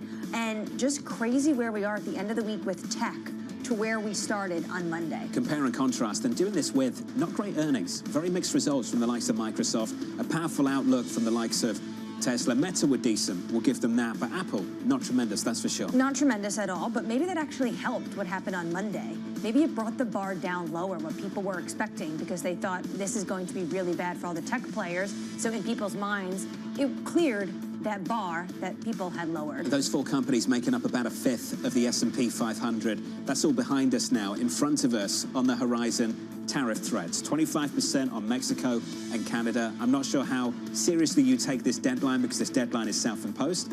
It is tomorrow, and the President of the United States has got a decision to make. It is self-imposed. I will say, if we don't get anything tomorrow, I'd be more shocked than if we did get something. I think the president has made very clear, especially yesterday, something is coming tomorrow when it comes to Canada and Mexico. Will it be as high as 25%? Not sure. Will it be a grace period, maybe to what he has written down and signed, which is that executive order, that memorandum looking into trade partners by April 1st? Is this the opening salvo? It's the scope we don't know, but something I think is coming tomorrow. You don't see that fear, if there should be any, and that's a judgment call in this equity market right now. The S&P positive by 0.4%. Coming up this hour, we'll catch up with Anastasia Amoroso of iCapital as Apple and Intel earnings boost sentiment, Tom Narayan of RBC on the risk of a tit-for-tat auto tariff war, and Claudia Sam of New Century Advisors on the Fed's waiting game. We begin this hour with stocks higher, Apple and Intel earnings boosting tech sentiment to end the week. Anastasia Amoroso of iCapital saying, well, the markets are used to hiding out in Mag 7 when uncertainties rise. This week proved that the economy and earnings landscape is supportive enough now for the rest of the market to be a pillar of strength. Anastasia joins us now for more. Anastasia, good morning. Good to see you. Good morning. Good to see you. I went back to something you said back in December, end of last year. Re-examine your AI exposure. Think about concentration risk in semis. Dead on. Right. I mean, it has been prescient, I guess, this week. And, you know, the reason I think I said that is because when you look at the total addressable market for artificial intelligence, semiconductors is a sliver of that, but it's certainly not the whole pie. And actually, most of the benefit of artificial intelligence really sits in that software sector. And it makes sense that for the last couple of years, we've focused on building up the AI infrastructure. And that's why we've seen this tremendous results for the likes of NVIDIA. But it has been some time already. And so, you know, we really are shifting to the stage from where we've trained some of the initial models and we're shifting to the use cases. And so I'm not surprised that the market is starting to see that. And by the way, the other thing that people actually who focus on tech and who focus on energy and who focus on power producers, they're not surprised by the efficiency gains. This was coming, so in a way, some of the efficiencies that we saw with DeepSeek was in line with expectations. And so as an investor, you know, one of the calls that I had is you have to broaden out your AI exposure to AI software, to AI power and AI infrastructure, and I still stand behind that. Was Monday then a buying opportunity for you in this entire space? Yeah, absolutely. And I would say it was a gradual buying opportunity. You know, the easiest call to make was to say step in and buy some of the AI software names because they were clearly the beneficiary of cheaper training costs and just quicker training costs. And so the software bounced nicely. You know, then as the week progressed, I really wanted to hear from Meta. I wanted to hear from Microsoft and some of the other big tech names. What are they going to be doing with their AI CapEx? And the fact that those budget numbers did not budge at all, and in some cases got upgraded, that really reiterated the conviction. It was a lot of reassurance that we're still going to continue to spend the same amount, but maybe we're going to get more bang for our buck. So once that happened, I think that really created a buying opportunity in some semiconductors, AI semiconductors that are tied to data center networking, for example, to some of the custom ASICs. And then it also created a buying opportunity in power producers, because that's the other thing that has not budged is the analysts in the energy sector, utility sector, data centers, they did not revise down how much power we're actually going to need. So do you think DeepSeek was just a massive head fake? Because also the premise was that it was built cheaper and more efficient, and now there's potentially questions being thrown at it as actually maybe they usurped U.S. export controls to get ahead of it.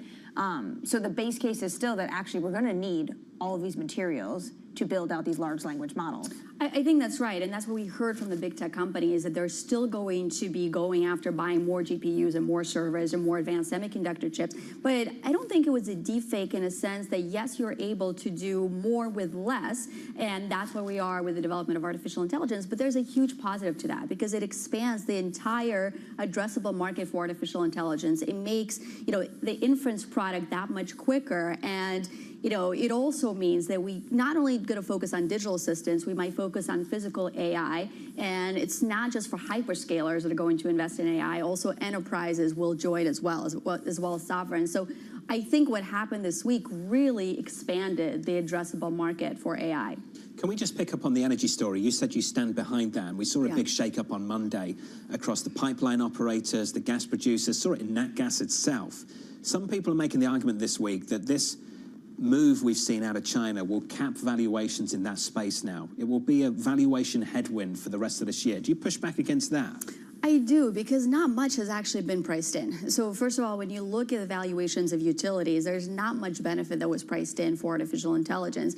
Second, when you look at what was priced in, some of those efficiency gains that I mentioned, that you might be able to do compute with less power, that was already baked in. But nevertheless, a lot of the analysts were modeling power demand still going up, because we're still going to need to build data centers, and we're still going to likely decarbonize a part of the economy and electrify the transportation fleet. So there are other drivers of power demand. But John, I always look at, what's the expectations versus what's in the model. And some of that benefit of AI, certainly after the pullback today, is not on the model. There was one other thing you said at the end of last year, and that was that semis could get caught up in tariff actions from the incoming administration. There's a real chance we see that. We got a report of that earlier this week, and it weighed on NVIDIA. Does that make it even less investable, that space? Look, I do think semiconductors are investable, because you can't do any of the artificial intelligence possibilities that we're talking about. So I think it is a long-term opportunity in GPUs and networking chips, but I do expect it to be a much more volatile ride in semiconductors due to export controls. Let's say we do have some sort of advanced export controls on some of the semiconductors. Over time, of course, those companies will find a workaround. Their models will get de-risked, and they will be investable. But I think what it means for investors is don't expect the same easy ride in semiconductors as we had the last couple of years. If you do have policy-induced pullbacks, consider buying them. But I expect more volatility in the sector for sure. Expanding upon just tariffs and export controls on semiconductors, Jonathan and I have been talking all morning about this potential threat of tariffs tomorrow. Yeah. How do you view all that, and why do you think the market is a little bit complacent at the moment about it? The market is shockingly complacent about it. Well, not all parts of the market. I'll pick up on that in just a second. I think there is a decent chance that something still does get done, and the 25% tariffs don't actually go into effect. And I think, the reason for that is because the U.S. economy stands to lose a lot less than the Mexican economy or the Canadian economy does if there was a 25% tariff imposition. So I assume those policymakers have a very strong incentive to get something done with the Trump administration. So that's the first thing. The second thing is, if I'm wrong about that, and you do have the tariff risk, I think you will have a market reaction. And I know you have a autos analyst joining later in the hour, which I think will be a great conversation, because the auto sector really gets caught up in that, given how much the parts move back and forth across borders. So I will be looking for that impact. But I mentioned that not all parts of the market are ignoring that. And, the thing to put on your Bloomberg monitor this year is some of the policy baskets. And if I look at, for example, the onshoring beneficiaries, they've done well month to date. If I look at the high percentage of domestic sales companies in the U.S., they have done well week to date. So I think they're reacting positively to that. The last thing I'll say about tariffs is, maybe we managed to avoid the 25% in Canada and Mexico, but the Trump administration wants this as a pay-for. So I don't think we'll be able to skirt all tariffs all year. This is the point that we were making a little bit earlier. If you believe this is a negotiation tactic, then it raises questions about how useful it would be as something to offset tax cuts. Because if you think this is actually going to be a tool to offset tax cuts, it's not something you can just sort of have a transactional approach with partners. It's got to be dead set. It's got to be an offset. Yeah, you can't lift them at some point. You need to leave them on, right, to be a revenue raiser. Here's a quick stat for you. The tariffs that are in place today raise something like $70 billion for the United States. If you have a scaling of tariffs, let's say 10% universal tariff, 60% on China, which is not what's being currently proposed, but the impact would be $300 to $400 billion in revenues raised from tariffs. So that actually does start to move the needle on offsets. Anastasia, good to see you, as always. Anastasia Amoroso there of iCapital. Equity futures right now positive by 0.4% with an update on stories elsewhere. With your Bloomberg brief, here's Yahara Heka. So, Yahara. Hi, John. We start with an update on the investigation into the Washington, D.C. plane crash. The New York Times is reporting that the control tower at Reagan National Airport was understaffed on the night of the collision that killed 67 people. The report says that one controller was doing the work of 2 employees at the time the crash occurred. Sticking to that story, U.S. and Russian figure skaters were among those on board the American Airlines jet involved in Wednesday night's crash. The skaters, their coaches, and families were returning from a training camp in Kansas. And switching gears here, President Donald Trump is considering withdrawing federal support for New York City's new congestion pricing toll. Reports say Trump and New York Governor Kathy Hochul spoke about the toll this week. On the campaign trail, Trump vowed to kill the charge for drivers entering Manhattan below 60th Street. The White House declined to comment. That's your Bloomberg Brief. John? Yahara, thank you. Latest update on that front. Okay, things were quiet. They were quiet for week one, for week two. And then things have started to get busy. Well, the man in that, New York City. Yeah, the man that sits behind the Resolute desk is from Queens, and he views this as a regression tax. And I think a lot of people from Queens and some of the other bureaus would maybe agree with him. There might be someone from Queens sitting around this table. Up next on the program, the Morning Calls Plus, Tom Narayan of RBC on the risk of tariffs for the auto sector. That conversation up next, live from New York City this morning. Good morning.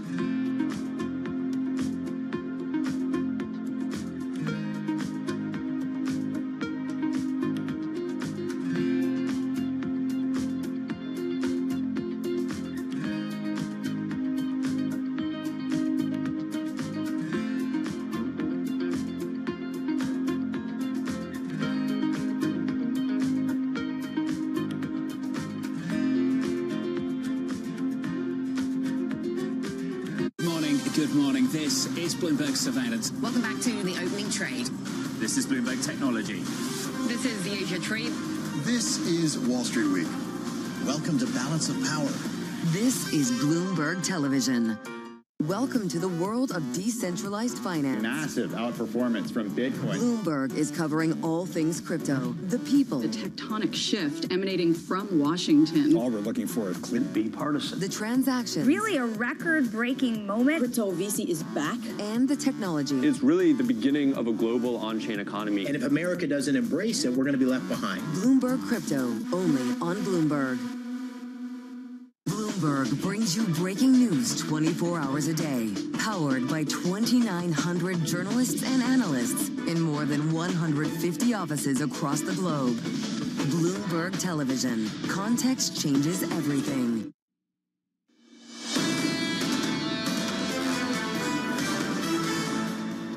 Equity futures look like this on the S&P, positive by 0.4%. The opening bell 1 hour and 15 minutes away. Let's get you some morning calls. First up, Evercore raising its price target on Apple to 260, saying emerging markets are offsetting headwinds out of China. Your second call from JP Morgan cutting its price target on Intel to 23, highlighting macro uncertainty and increasing competition. And finally, TD Cowen reiterating its buy rating on Walgreens, expecting its dividend suspension to free up cash flow. That stock is negative. It's down hard by more than 12%. Let's turn to autos. Manufacturers bucking up for Donald Trump's tariffs on Canada and Mexico expected to begin tomorrow. Tom Narayan of RBC writing, while OEMs in our coverage can shift some production to manage such an event, most suppliers do not have that ability. Mexico tariffs would be highly disruptive and inflationary to the US auto consumer. Tom joins us now for more. Tom, good morning. It's good to see you. What a sector you cover going into the weekend. What are you telling clients about what's about to happen?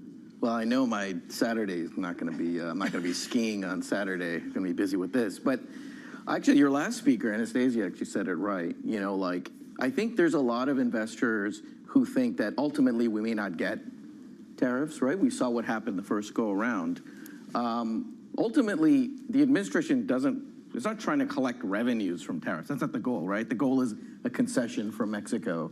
So, you know, it kind of reminds me of the UAW, right? Like that whole discussion. Ultimately, it wasn't as bad as feared. A deal was struck. So if this is really what's going on here, that the administration just wants to get a deal done like they did before, maybe they can be averted. But if they aren't and this is protracted, it would be hugely problematic. We saw what happened with GM when they reported results earlier this week. Great results, stock was down 10%. No one believed the outlook. Well, because if tariffs really hurt them, right? So it's this weird, like, super negativity mixed with maybe it doesn't happen, so everything's great. It's this weird binary situation. Is your base case that this is, especially for Canada and Mexico, a negotiating tool? Yes. And that's what you're telling clients? And if it's not, how do they prepare? Yeah, I don't know. It's difficult to prepare. Maybe you know, if you're worried, if there's like you risk adjust. If you're worried about a 10% chance of something horrible happening, maybe you stay out of the sector. I'm saying 10%. But ideology-wise, Trump talks about this a lot. He wants manufacturing back in the United States. He hates how the auto sector right now is going. Parts are going between Canada, Mexico, the U.S. He thinks that it's terrible for Detroit. Do you think there's some concessions that could be made within the auto space to bring more of that manufacturing to the United States? Yeah, and that's already kind of happening, right? The question is, like, how long will that take? I mean, fine, OEMs can do that, right? GM can move production of its pickup trucks from Mexico to the U.S. But supply chain, I mean, the seating industry is totally in Mexico. You'll have to source seats from, Europe, you know? That's expensive and inflationary. So I don't think the argument is that, like, maybe they shouldn't do anything. I also think Trump doesn't want to give Europe a necessary win. Exactly, yeah. So I think it's more of a, to your previous speaker's point, negotiating tactic. It's what we learned from the first Trump go-around. If that is the goal, it is happening. You know, after the pandemic, automakers tried to localize as much as possible, too. So it would appear this is more of a negotiating tactic as opposed to just forcing these companies to move production immediately. Can we spend some time on exposure? Who's most exposed? Sure. Who's least exposed? Yeah, I mean, there's a pecking order. I mean, GM is the one that comes up the most. It's like a third exposed from production point of view. Ford and Stellantis are not as exposed, but still very exposed. So the D3 is hit the most. And then on the supplier side, there are specific suppliers. I noted that those exposed to seating, other components, companies that in my coverage, Aptiv gets called out a lot. A number of seating companies, those exposed to those D3s, obviously, because the suppliers, they don't have, like, if you're making seats, that's where you're making it. Whereas, like, if you're making pickup trucks, you're making them everywhere. You could just change production. So, yeah, the suppliers could be hit harder from that context than the OEMs, but it's really which suppliers are most levered to those OEMs that are hit. Where does Tesla fit in this conversation? Yeah, so we heard what the CFO said this week on the earnings call, that the tariffs are happening. They will have a negative impact on our business, I think was the quote.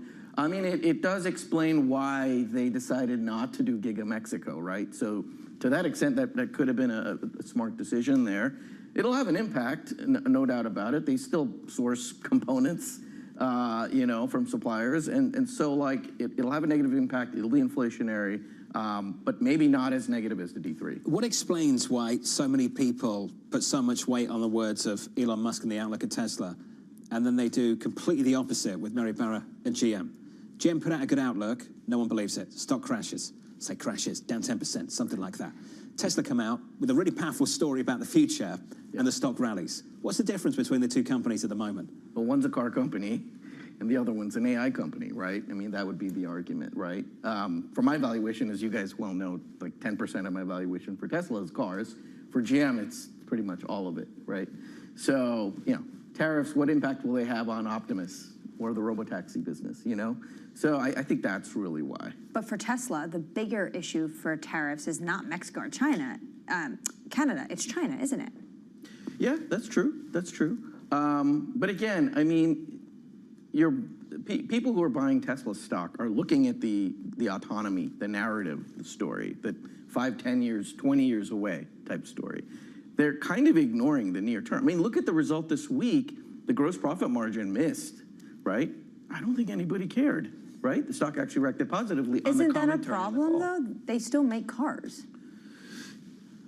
Well, I mean, it was a problem, right? But I mean, I titled my Tesla report, "Moonshots Are Getting Real," because we heard we're going to get a robotaxi service in June this year. It's like these things that were, I used to come on, not here, but let's say other places, and get laughed at by talking about robotaxis. I've seen that. And yeah, and now, and thanks to you guys, and folks are taking this more seriously. Now we're seeing a real service that's going to be launched in June. People are taking these moonshots, so to speak, seriously now. So I think that's what's changed that. I think there's a difficulty sometimes, and we've talked about this briefly. There's often a failure to understand, and I've heard this from many great investors over the years, a failure to understand why a stock goes up or down. And sometimes it doesn't go up or down for the reasons you'd like it to go up or down. If you focused on deliveries and sales at Tesla over the last year or so and placed your bet accordingly, you probably haven't done very well. I think you've made the point that to value Tesla, you've got to focus on something else. Can we talk about that something else a little bit more? Because that seems to be what's driving that stock. Yeah, I mean, it's FSD. I mean, we got some interesting announcements. We heard unsupervised FSD by June of this year for not only this robotaxi service, but private cars, just camera-based. I mean, look how much Waymo is spending right on their robotaxi, and look, this is just a camera-based system. That's huge. Also, FSD in Europe and China looking to get approval potentially this year. These are all real near-term things. You know, an auto multiple is like, what, 3-4 times EBITDA. An autonomy story is 1 times sales. I mean, it's like a 10 times, you know, impact on the valuation. How is FSD working out, and how does it stack up versus what Waymo is doing? Who's ahead here? I mean, it's difficult to compare. I mean, Waymo is a far more expensive product, right? There's LiDARs and radars and all kinds of systems. It's like, I think, multiple $100,000 for one vehicle. The FSD system is just the price of the car, and the software is already there, like $30,000 system. So it's a good system. Obviously, it's not going to have the same accuracy as Waymo, but it's the people are looking at the trajectory of the miles before intervention. The FSD innovation and improvement is happening like exponentially. Is it the same level of Waymo today? Probably not. How far is that ahead of where U.S. regulation is? Yeah, I mean, it depends on U.S., right? Because its approval has to be done really more localized. So it would appear, we don't know how, but they're doing a service in June in Austin. Perhaps they have regulatory approval. I'm not sure. I don't know how hard it'll be to get the approval in California. That might be more hard. Right, but then your car is state-specific. That makes no sense. Well, the approval for the robotaxi service, yeah. But they have FSD approval nationwide, right? Yeah. But because the liability rests with us, the driver. Once the liability goes to the car company, then it's going to be a little more difficult to approve. And that's what you could have different states having different regulations. Just quickly, what's the June goal? Again, what needs to happen by June? A service with unsupervised FSD. That means no driver in June in Austin. Paid service. What would happen in your view, in your opinion on the stock, if that's not achieved? If it's not June, but it's July, I don't think just keep rolling this forward? Well, if it's like not 20, if it's moved and the goalpost changed beyond 2025, that's probably a negative.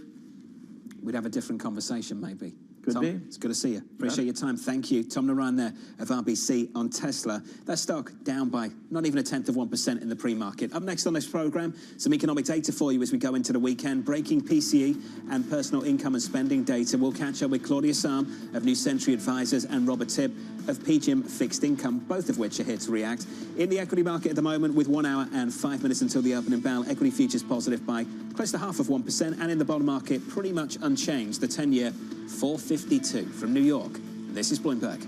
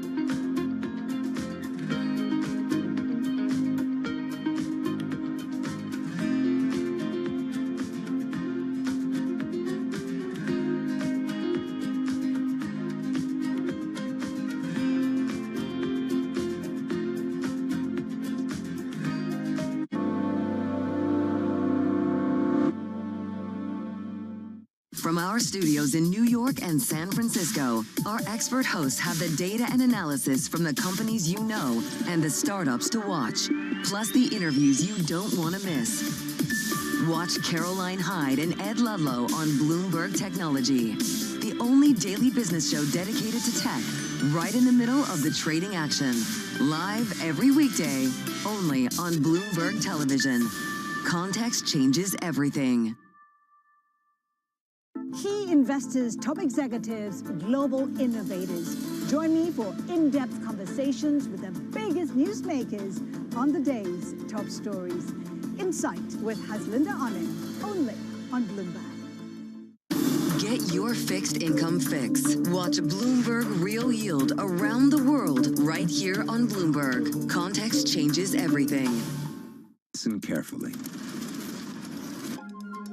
Can you hear the rhythm in the markets? Not just in the syncopations triggered by inflation, but in the preludes leading to global elections, in the dissonance that moves the Nikkei, and the rising course conducted by AI. There's music in the markets, and if you want to learn to listen for it, we'll show you how.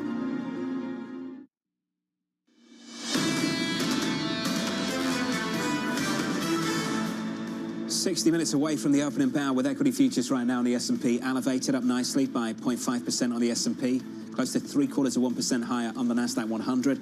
In just a few moments, we'll get some economic data for you. PCE, personal income, personal spending. Mike McKee's going to break that down. The scores in the bond market shaping up as follows going into those releases. We look like this. Yields unchanged on a 10-year, 451.85 on twos, in and around 420 with that economic data. Here's Mike McKee. Good morning, Mike. Good morning, John. Well, we're starting to get the numbers dribbling in here. Personal income's up 0.4 during the month, which is exactly as forecast, and spending is up 0.7, so significantly more than forecast and significantly up from the 0.4 that we saw in the month of November. These are December numbers. Now, remember, yesterday we got the quarterly GDP that showed strong consumer spending. This just backs that up in terms of December. The PCE price index is up 0.3 on the month over month, up 0.2 on the core. I still have to double check and see what we get here in terms of the year over year, although Powell had told us it would be 2.8% for the core and 2.6% for the headline. We'll see if that indeed comes out that way. And it does. So you can trust the Fed chair. 2.6% PCE price index year over year, 2.8% for the core. The ECI comes in at 0.9 gain, which is as expected. Wages and salaries increased 0.9%, benefit costs increasing 0.8%.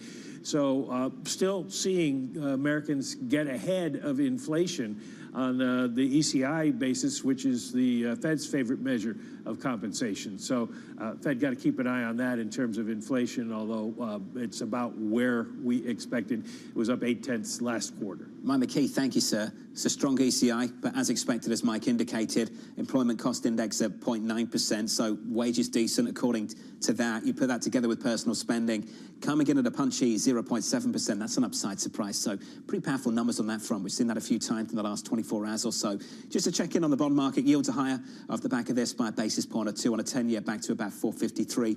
At the front end of the curve, we dropped briefly below 420, back above it now at 421. In the equity market, with about 58 minutes until the opening bell, your S&P 500 looks like this, still positive by 0.5% on the Nasdaq, up by 0.8%. Of course, the story this morning supporting stocks, not so much the economic data here, Anne-Marie, it's all about the earnings, with Apple up by 3 or 4% in the pre-market. All about the earnings, even though it was a little bit of a mixed picture when they reported, they are pointing to a rosy future. So that's what's driving this market. Also, Jonathan, I would note, coming off of these economic data, those numbers, personal spending, last night, Bloomberg Economics was talking about the fact that they do envision U.S. consumers ending 2024 on a high note, especially since for big purchase items, maybe they'll get ahead of something we've been talking about all day, potential tariff threats down the pipe, and maybe we'll get those tomorrow. This weekend, 25% potentially on Mexico and on Canada.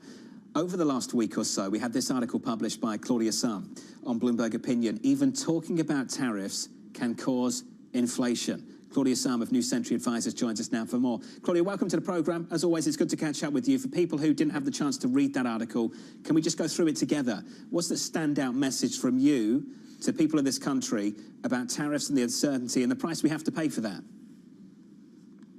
So with the tariffs, they don't have to happen for them to have effects. People, if they change their behavior, and it looks like, and we've seen in various polls and surveys, which I talk about in the article, people are taking the president very seriously on the tariffs, probably more seriously than markets are taking him. And also when they're asked, well, what do you do about this? If you think there's these 25, 30% tariffs coming down the pike, a very large fraction of households say, well, we'll get ahead of it. We'll do the spending before the prices go up. One of the problems with that is that if you have that demand, and there are some inklings in the data that we've gotten from December, whether it's some of the import data, the durable goods spending data that we're getting out today, there's some inkling that people put this to work. And the issue is, well, if you get that kind of surge in demand ahead of time, that can get you the price increases and the inflation, right? If you don't have the supply match up. So just that anticipation and trying to get ahead of the tariffs can create some of those effects, and then they're costly, right? People are adjusting their behavior, and in the end, the tariffs might not actually happen. Well, right? they might not actually happen, but Claudia, I wonder, is this a double-edged sword? Can it also just act as a natural stimulus then in the economy? Right, but we're not. It's all how you look at what are you trying to accomplish here. The frame I was talking about in the article is can you get that extra kick to inflation, the surge in demand out of the anticipatory behavior. It also can give us a pattern. I think what can be really hard right now to read in the data is there's a discussion of is the economy reaccelerating? Are we, in this, and this type of behavior, which is very temporary, right? It's just trying to move spending around in time. It's not necessarily people saying, oh, I'm going to go out and buy 2 cars. It's just, I'm going to get my car bought ahead of time before these tariffs take effect. So a lot of it's a timing thing. It makes it probably harder to read the economy. It's not necessarily that it kickstarts a big acceleration in spending. Claudia, as you know, there's so many different variables here. Whatever happens, how it's calibrated is important, how people respond is important, what happens with foreign exchange is important as well, whether you can substitute certain goods, whether you can't. One thing we could talk about is how inflation-prone this economy might be and whether corporations believe the consumers still have significant price tolerance for them to exploit. Claudia, do you think this economy at the moment is inflation-prone still? We still have a really strong, resilient economy. Just like we learned today with the wage numbers still look good, the income still looks good, right? This isn't the cash flush economy early in the pandemic when we were putting out all the relief and they had the pent up demand that was coming online. We're not, that is absolutely not the environment we're in. So I don't think you can make that comparison in terms of how inflation prone we are. And yet we're not Europe. Right, the U.S. is still, there's growing, there's income. So there is a cushion that I think, still would allow consumers to absorb some of those price increases. So it's not clear that we've gone back to where the consumer's in control and the businesses don't have pricing power. It's kind of unfortunate to be testing that thesis at this point, but that may be where we're at. Claudia, what does this mean for the Fed? They're going to be waiting a while. They get the benefit of, we do have this resilient economy. We do have consumers are spending. We have the income growth. Their argument that they don't need to hurry looks like a really solid argument, at least right now, from what we know. So, and that's good because it's going to get very messy to read the inflation data. If some of this anticipatory spending is happening, we could get, and we'd already seen the good spending inflation kind of, ramp back up a little bit towards the end of last year. We could get signals that are very hard for the Fed to read, and it makes it hard for them to make the case, oh yes, we're going sustainably to 2%, we can keep cutting. So I think this just, I would expect the Fed to be in a holding pattern for some time, and they're telling us, that's kind of where they're at, and I think everything we have data-wise so far supports that. Claudia, appreciate your time. Going into the weekend with that important deadline, self-imposed deadline on tariffs. Claudia Sam there of New Century Advisors. For those of you that missed that article from Claudia earlier on in the last week or so, even talking about tariffs can cause inflation by Claudia Salm, available on Bloomberg.com and, of course, on a Bloomberg terminal. Mike McKee, our economics and policy correspondent, is still with us. We had some economic data about 8 minutes ago. Mike, also looking for some comments as well from Governor Bowman. What do you see? Yeah, the blackout has lifted for the Fed, and Mickey Bowman is the first one out of the gate with some comments on the economy that suggest she wouldn't maybe oppose the idea of a rate increase. She says risks are still to the upside for inflation, and she doesn't think that current levels of Fed interest rates are putting meaningful restraint on the economy.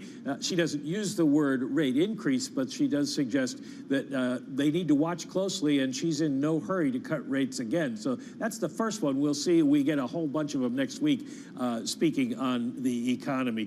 One thing we want to mention again is that incomes are rising faster than inflation. That's an important point for the Fed and would be a talking point politically if the election were still underway. That's the good news. 9/10 increase in wages and salaries for Americans in the ECI, and that's a quarterly number, and a 4/10 increase in wages and salaries in the PCE for the month of December. Well, Mike, speaking of politics, even Mickey Bowman talking about this idea of maybe on the margin she's insinuating they might have to raise rates. Doesn't that put a target on her back with the White House? That's a good question, especially since people have talked about her as possibly taking Michael Barr's place as the vice chair for supervision when Barr leaves that post on February 28th.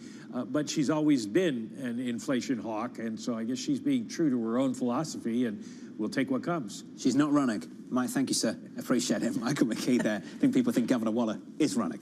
They do think Governor Waller is running. When I saw those headlines, I literally thought to myself, I guess her name is going to go a little bit lower on that short list for Michael Barr's position. Robert Tiver, PGIM Fixed Income, joins us around the table. Robert, it's good to see you. Good to be here. Just heard from Governor Bowman. You heard what Mike McKee had to say, that risks are skewed to the upside on inflation still. Adam Posen of the Peterson Institute came on a program earlier on this morning, and he made the point, he's made this point repeatedly now, he thinks this Federal Reserve will be hiking in September.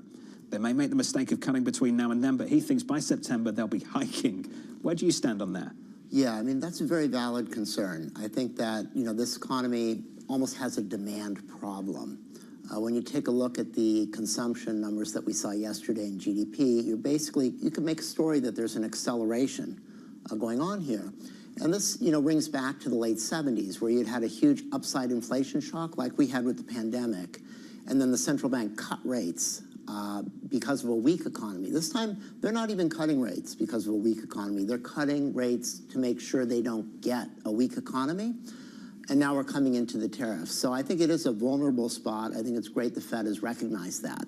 Our base case is they do end up cutting, but I think it's very valid. I think paradigm shift has been the tough thing to get, and people like Bullard, or it could be Michelle Bowman in this case, highlighting that that's something to watch for. Painful for many members of the general public because they reduced interest rates by 100 basis points and mortgage rates went up because the long end sold off and yields rose. Can you buy the long end here, given that you think it's a very valid concern that perhaps inflation picks up again? Yeah, so the best case for the market is the technical backdrop. This is an environment where, some money's gone into bond funds, some money's gone into stock funds. Twice that has gone into money funds.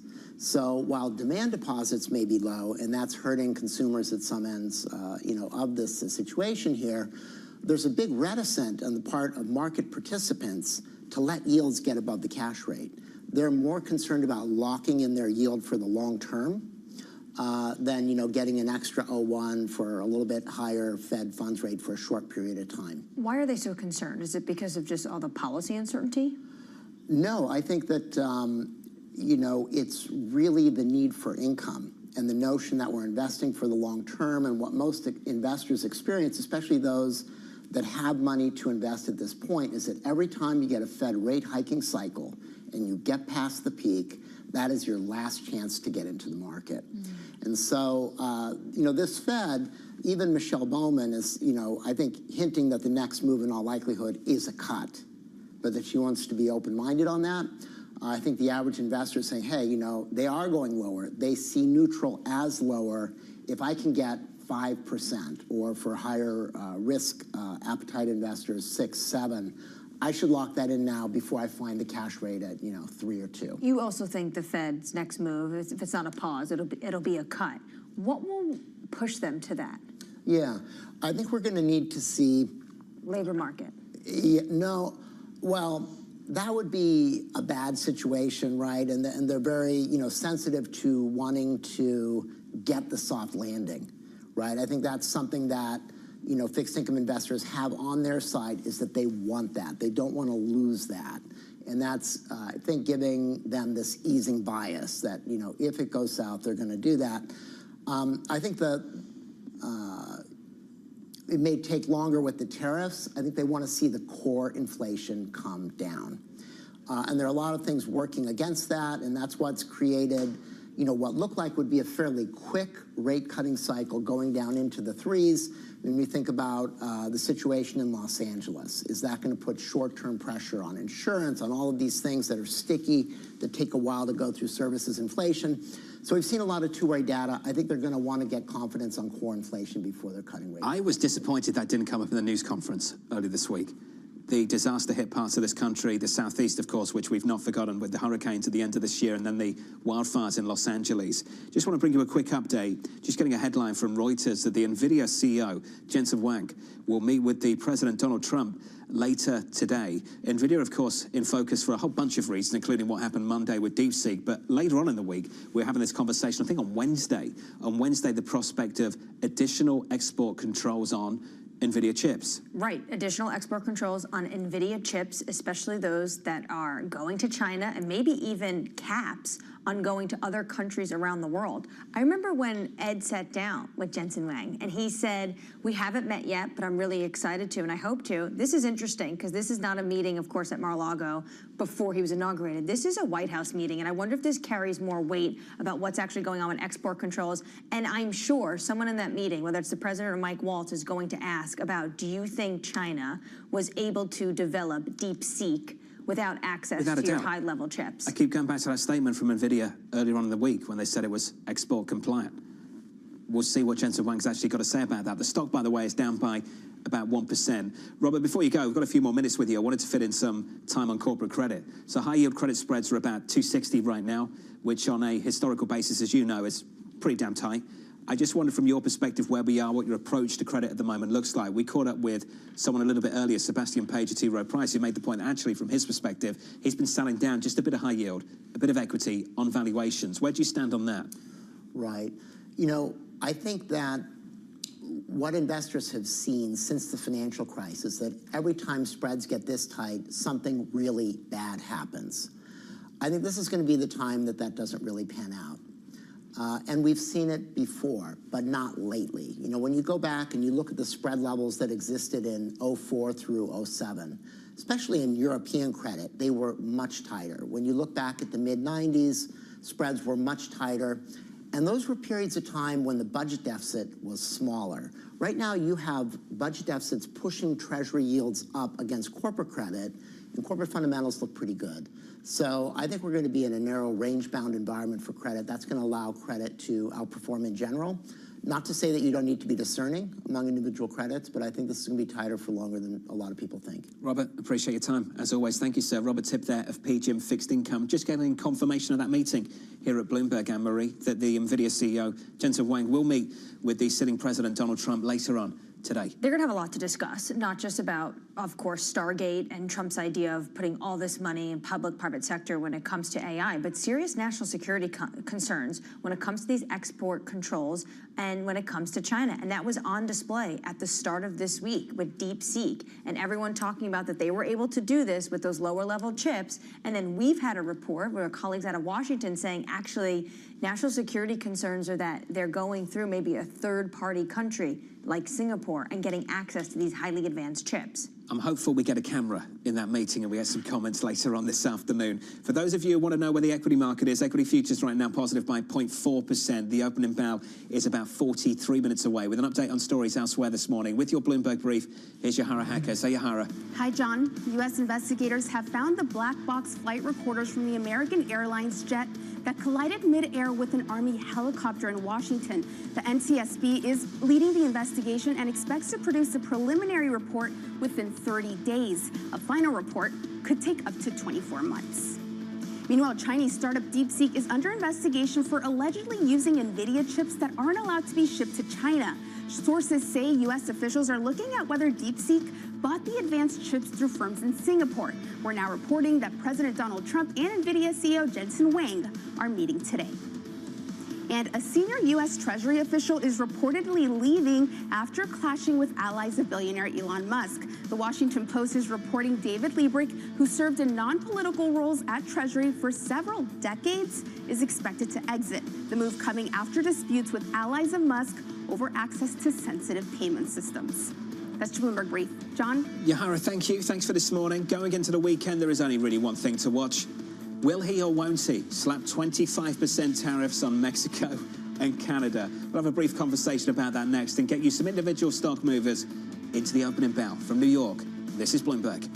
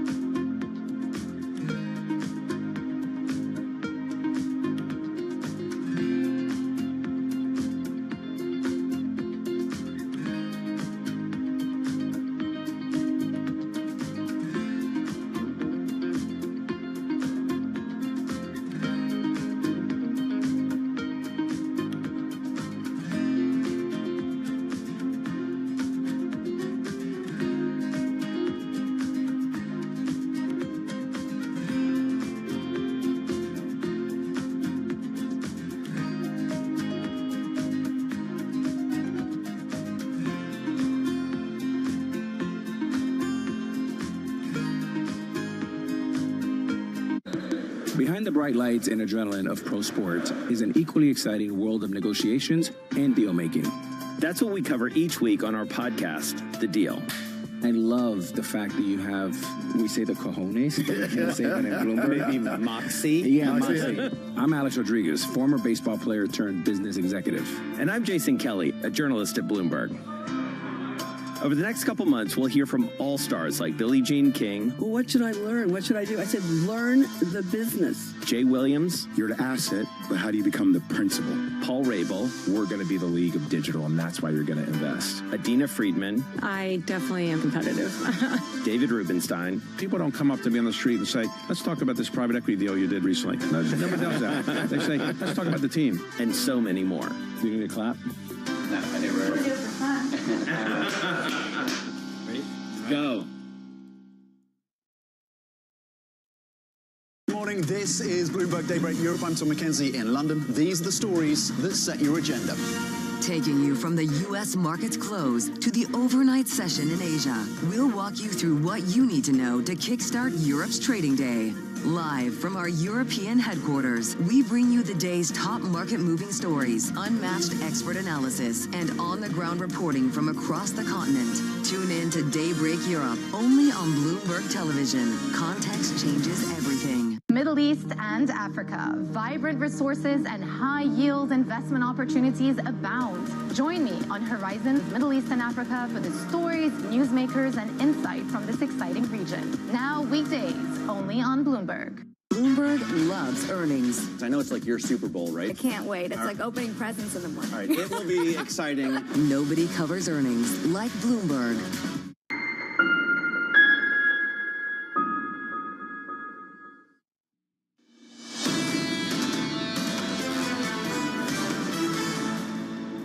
Minutes away from the opening bell. Equity futures doing nicely, up 0.5 on the S&P, on the Nasdaq 100, up by around about 0.8 with some movers going into the opening bell. Here's Manus Cranny. Hey, Manus. Jonathan, good morning. Yeah, Tim Cook did a good job last night. We'll come back to those in a moment. The headline on Walgreens is this: suspending the quarterly dividend. They've already slashed the dividend. Is this the real solution to your problems, or do you have to do something much more aggressive, root and branch in terms of the business?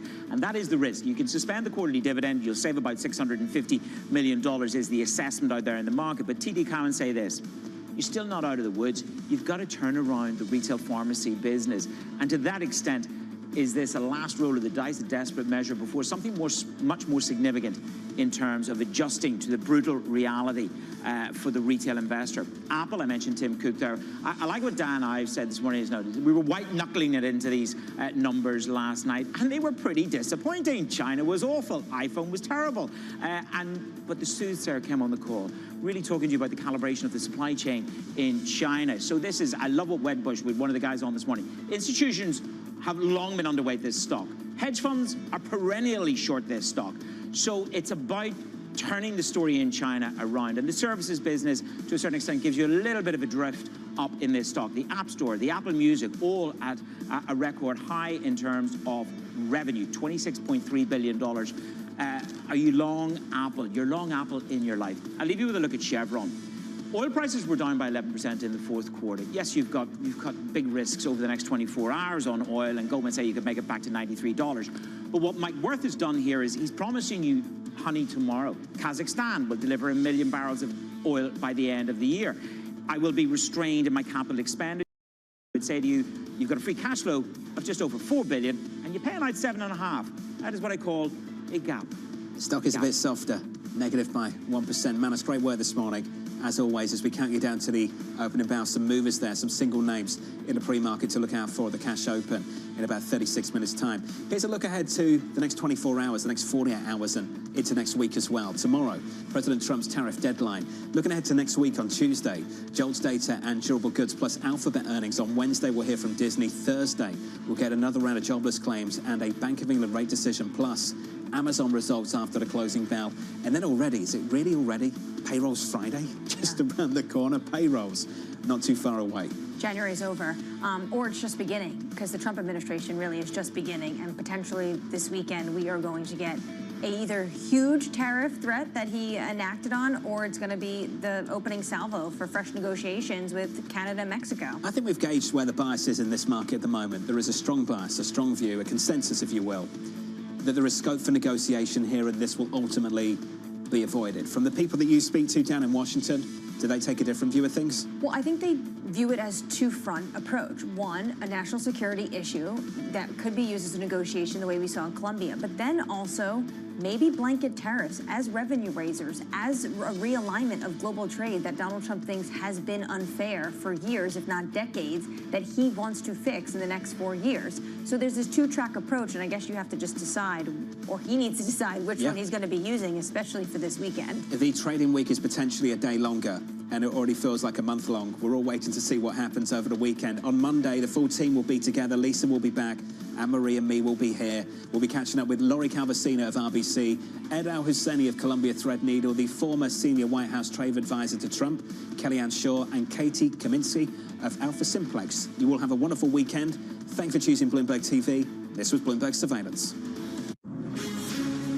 From the beating heart of global finance, economics, and politics, and wherever newsmakers are moving markets, Bloomberg brings you conversations that allow for deep discussions and important insights. What do you think the future is for inflation? Is this new normal? Are markets too optimistic? How do you worry about the things that are outside your control? How does the current fighting completely stop?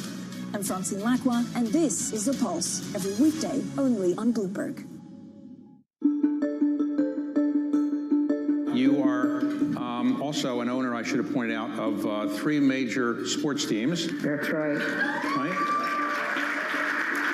And you're the first woman, as I understand it, the first woman to own 3 major, have a stake in 3 major sports teams. Is that right? Yes, and we'll say African American. You were approached by the owner then of the, I guess, the Washington Wizards and the Washington Caps about maybe buying the Washington Mystics, which is the women's basketball team. And what did you say?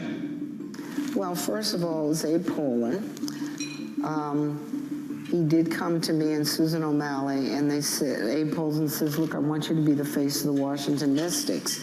And I said, what do you mean be the face of? He says, I want you to buy this team. His health was failing.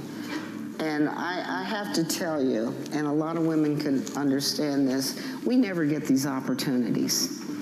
So that was the first thing that struck me, and I was flattered. I was really flattered. I said, well, Abe, what are the financials on this? And he handed them to me. He says, well, they're not making money. But I was still intrigued about team ownership.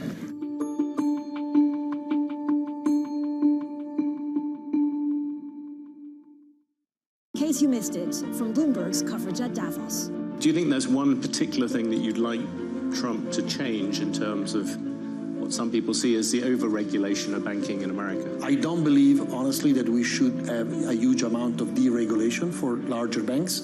I think that's being part of resolving issues rather than being the one that creates issues. So I wouldn't really welcome a huge wave of deregulations.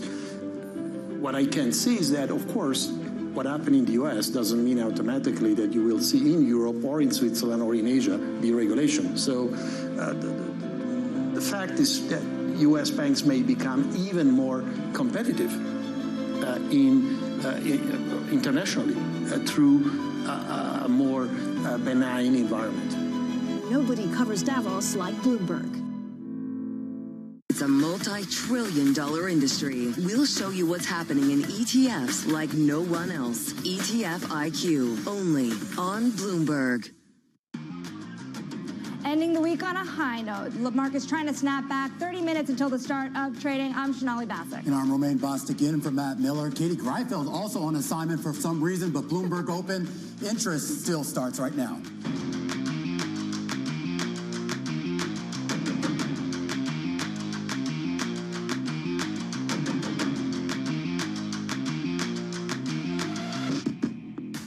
And coming up, the Fed's preferred inflation gauge remained muted in December, which should support further reductions in interest rates. And that eco data comes as President Trump pledges to unleash his first wave of tariffs tomorrow, with Canada and Mexico both in the crosshairs. And wrapping up a busy week of Magnificent Seven earnings, Bank of America, though, warning that big tech stocks are set to become the Lagnificent Seven this year as spending on AI looks to peak. And let's take a look at where markets are trading, because, of course, you do have some gains in these markets. You have the S&P futures up about 0.5%, looking to bring the week back into the green. We are currently still down on the week on the S&P 500. The NASDAQ 100 up 0.7% in terms of futures. Interestingly enough, to end the week, you have the 10-year yield at 4.51. It is more than 10 basis points lower than where we were before inauguration. Could that then have something you were betting on, Romaine? No, certainly not here, but we go back to some of the individual movers on the day. Keep an eye on the energy space, a divergence between Chevron and Exxon, both out with earnings here. Profit disappointing largely because of that big drop that we saw in refinery revenue, plans to reduce capital spending amid global supply and demand uncertainty. And then on the back of that, you take a look at Intel.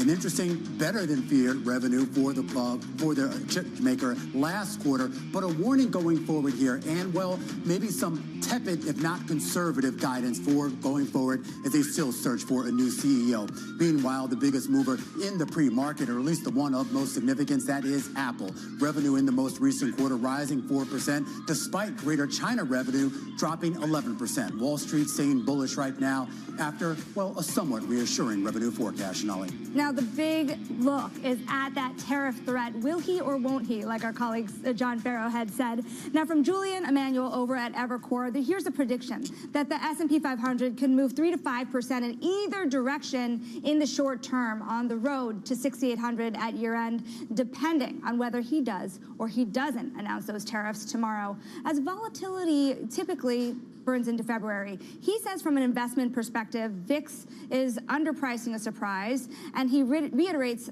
a trade here. He reiterates the idea to buy S&P straddles. And the idea here there is to buy put and call options to hedge yourself either way for a potential move from 3 to 5%. Yeah, I mean, if you thought for some reason this week was going to be volatile, we go ahead here. We talk about the inflation data. You overlay that with earnings. And of course, I believe Tariff Man plans to do something by February 1st on 2 of our allies. Now, a lot of dispersion in what is expected from the market. Are you front-running this already? Well, I'm looking at what's happened. I think what's fascinating is that the dollar index on the month is actually down. So that shows you that some of this was priced in even into last year, let alone coming out of inauguration. All right, well, let's bring in Michael McKee into the conversation, our Chief International Economics and Policy Correspondent. On the heels of that PCE data, I fell asleep halfway through the release of that data. But what is it telling me here? I'm that excited. Yeah, we're still elevated, but it's not like, you know, was there anything in there to cause investors concern? No, nothing to cause investors concern. We did see personal spending up 0.7%, which is no surprise given the quarterly number we saw in consumer spending in the fourth quarter GDP. Personal income up 0.4, and also 0.4 for wages and salaries in that number. The headline in the core came in exactly as Jay Powell told us that they would, year-over-year basis, 2.6 for headline, 2.8 for the core. The employment cost index, interesting, that's the Fed's favorite measure of prices and of the pressure from wages and salaries. That came in a little higher, 0.9, and 0.9 for wages and salaries. And if you take a look at that, the good news for consumers is, and this may be why we're seeing such strength, you can see that wages and salaries coming in much higher than inflation now. Obviously, lost ground during the pandemic. Now we're seeing much better news. I also have to mention on the back of that, and you asked about inflation news, we have the blackout lifted. The Fed is starting to talk. Oh, I can't wait. Mickey Bowman, first one out of the gate this morning with perhaps what did she say? What could be read as a rate hike warning. What? She says, I continue to see upside risks to inflation, and it seems unlikely that the overall level of interest rates and borrowing costs are exerting meaningful restraint. So if we don't see inflation go down, she might be one of the first out of the block to say, let's raise rates. As you know, when bankers are giving leveraged loans out for free, then yes, the restraint is not quite there. You know, I want to cite here some comments from the Secretary of the Economy of Mexico in anticipation of those tariffs. He said that a tariff on Mexico would raise U.S. computer, fridge prices, that there would be a strategic mistake. How are economists factoring in these tariff threats to their inflation projections? Well, at this point, you can only do it in a really general terms and suggest that inflation is probably going to go up some, but it all depends on how they're applied. Is it worldwide? How much is it? Do countries retaliate, and what do they retaliate on? And over the time frame, because if you just raise tariffs once on a universal worldwide basis, you get one jump in the price level, annoying, but you can live with that. If they do it spaced out over time, as Scott Bessent, the Treasury Secretary, is suggesting, then each month you're adding to inflation. So that's an issue. And then for all of us, the real issue is that Donald Trump says he'll put tariffs on, making an announcement tomorrow. But remember, this guy doesn't sleep. He tweets at all hours. So we might get this announcement at like midnight, 1 a.m. Well, that's why you have to have alerts on your tweets or X posts, whatever you want to call it. Mike McKee, we thank you so much. Looking forward to Jobs Day next week. What are they now? Treats, I'm confused. Tweets? I don't know. Which platform should I be on? Is he on the ground at all? I think all of them, unfortunately, now, depending on your political views. Anyways, we're going to move on. We're going to J.P. Morgan, global market strategist Stephanie Aliaga, and to continue on the tariff train here. How are you thinking about how it could impact markets most, and do you see an equity market read-through? Of all of the policy actions on the table from this incoming administration, the one with the most uncertainty does seem to be in tariffs, because there's two schools of thoughts. Are we using tariffs to fund the government? And if we're going to do that, last year tariffs only accounted for 1% of the entire kind of financing receipts that the U.S. government got. So you would have to make them pretty meaningful, and you'd have to make them last. Maybe you need an act of Congress to get that kind of tariff revenue. But if you're using it to negotiate trade deals, what's so unclear about this and why the fog is so foggy right now is we have very little idea of what is ultimately in the trade deal that is signed in ink at the end of a whole long negotiation process, if right now already. You end up watching. Pay attention to the economic data to see what the effect is? Do you pay more attention to what the companies are saying, or do you just pay attention, of course, to the man making the decisions in the White House? You really, I think, need to anchor yourself around the fundamentals. And the fundamentals still look quite constructive on the economy. We just got GDP growth for last year, and that was another year of above-trend growth. It actually closed the year whole 1 percentage point above what economists were expecting at the beginning of the year. 1.7 expected, 2.8 actually in terms of the economy growth. So I think you want to anchor yourself around that. Also anchor yourself around the healthy fundamentals in the markets. We're seeing right now a broadening out in earnings growth. The Mag 7 are seeing decelerating earnings growth from 50% year over year in the first quarter to 23%, and the rest of the index is seeing earnings growth, which was minus 2% in the first quarter, to now plus 8%. So that, I think, is really the catalyst. I saw there was a great stat on the tech sector and how much it's been lagging just in this month of January. It's going to be the widest underperformance we've seen on the tech index relative to the S&P since 2016. Yeah. Well, to that end, too, I mean, even the Mag 7, that's even worse than the broader tech sector. It's down almost 1% on the week. Does that tell you something? Is this a dip buying moment, or is this the beginning of sour sentiment? This year, markets have turned into tiger parents. They've gotten used to A++s for the last 2 years. They're expecting only that. I know something about that. I had some of my own, you know? Yeah, my mother just let me run around. But on that point, though, I mean, did the DeepSeek thing on Monday, which almost seems like it was like 2 months ago, but it was just 5 days ago, but was that also a gift for some of the earnings we got? Because it almost lowered expectations heading into some of those tech earnings on Wednesday and Thursday.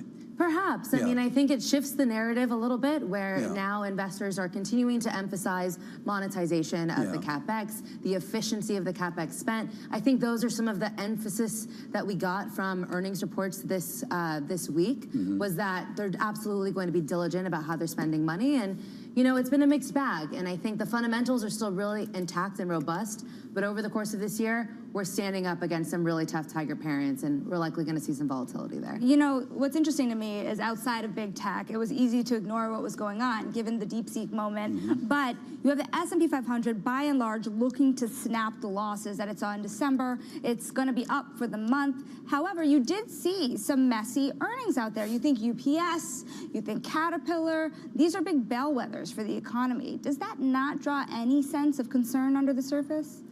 I think underneath the surface, there are winners and losers where we are in the economy right now. Rates are still restrictive, and the economy is doing well, the consumer's doing well, but when you dig underneath the hood, there's different parts of the consumer basket that are doing better than others, typically higher to middle income consumers. Manufacturing activity is also a bit slow to get started, and you know, we're seeing the signs of improving business sentiment, but it's still early days. So I think it makes sense for us to see a bit of a mixed bag, but the overall tide, it seems, this year is going to be breadth to the upside. All right, Stephanie, great stuff. Stephanie Aliaga, the pride of JP Morgan Asset Management. Futures moving higher here as we continue to march closer to the opening of the cash session. Some of the movers in the pre-market. Well, it's not good. Walgreens looking like it's setting up for one of its worst days in quite some time after suspending its quarterly dividend to conserve cash and strengthen that balance sheet. To the upside, you are seeing some strength in Atlassian Team. That's the ticker, a beat on expectations, a boost in its full-year forecast, a 21% jump here in the pre-market. And Visa, you talk about holiday spending, you talk about consumer spending, strong. We heard that out of Visa, we heard that out of MasterCard, and you see that, a modest gain here, Shonali, in the pre-market. Super interesting morning in earnings. Tough day for Walgreens, but that was a century-old dividend. I mean, and what does it say? I mean, on one hand, it might be good for them. It gives them the opportunity to maybe try to sort of reorganize things. At the other thing, this was a dividend stock. And if you don't have growth and you don't have the dividend, then what are you? And investors then look to deals. Anyways, coming up, Apple higher thanks to a jump in services revenue and a solid growth forecast, rounding out some more of those big tech earnings for the week. Maxim Group's Tom Forte joins to discuss. This is Bloomberg.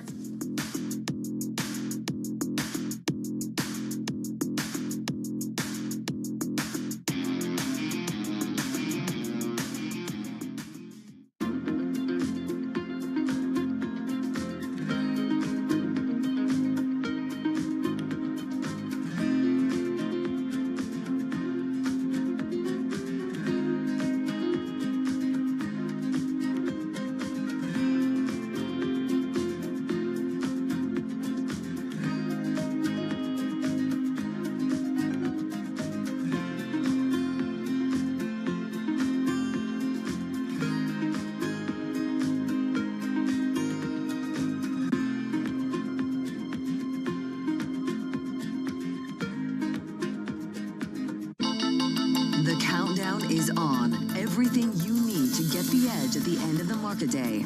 Big tech earnings kick off later this afternoon. Gilead is coming out right now. We have take two numbers. Back to the markets, right? Our bread and butter. NVIDIA is one of the best stories in the tech space. That actually matters a whole lot more. It might shock some of your viewers. You're watching The Close. Get ahead of tomorrow's trading with The Close.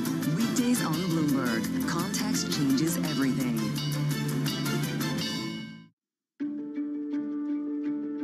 I think one of the dirty little secrets of credit is that the businesses generally don't pay you back, right? The markets pay you back, M&A pays you back. So what is the most important thing is to always make sure that the borrower is worth more than the loan. And as long as the borrower is worth more than the loan, then it might be a rocky ride, but you're going to get your money back. And this world where there's these disruptive companies that have, let's call it 100, 200, 300 million of ARR, are looking to not raise equity capital because of the fact that they raised it in 2021 or 2022, and no one really wants a down round. But there's a lot of capacity in the capital structure to have, let's call it a structured solution. We think that there's a lot of opportunity with those businesses.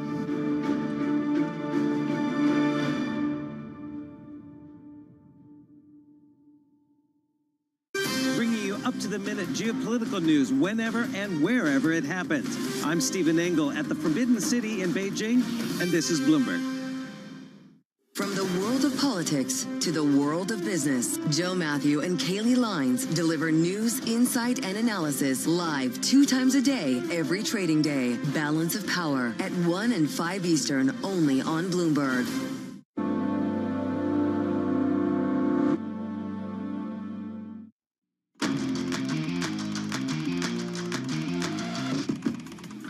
All right, now to high interest, a look at what's making headlines around the world. And we begin with an update on that investigation into that plane crash in Washington, D.C. The New York Times reporting that the control tower at Reagan National Airport was understaffed on the night of the collision that killed 67 people. The report says that one controller was doing the work of 2 employees at the time the crash occurred. Meanwhile, the parents of disgraced FTX co-founder Sam Bankman-Fried are exploring ways to secure a presidential pardon for their son. They've held meetings with lawyers in President Trump's orbit and asked about clemency for Bankman-Fried, who was sentenced to 25 years in prison for fraud.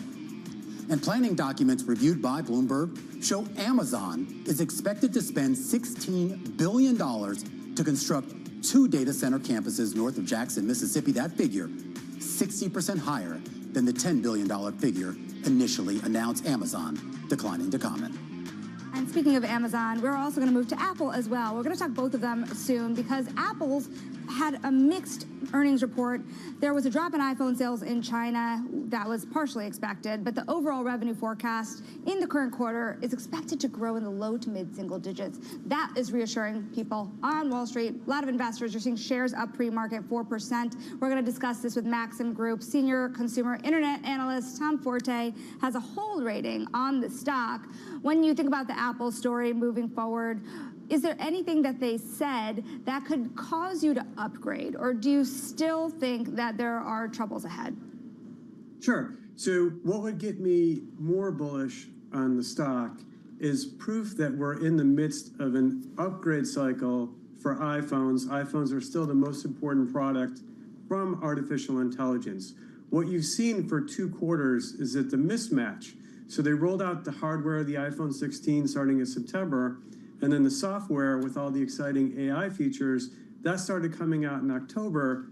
A lot more countries will have it in April, and then China's kind of to be determined.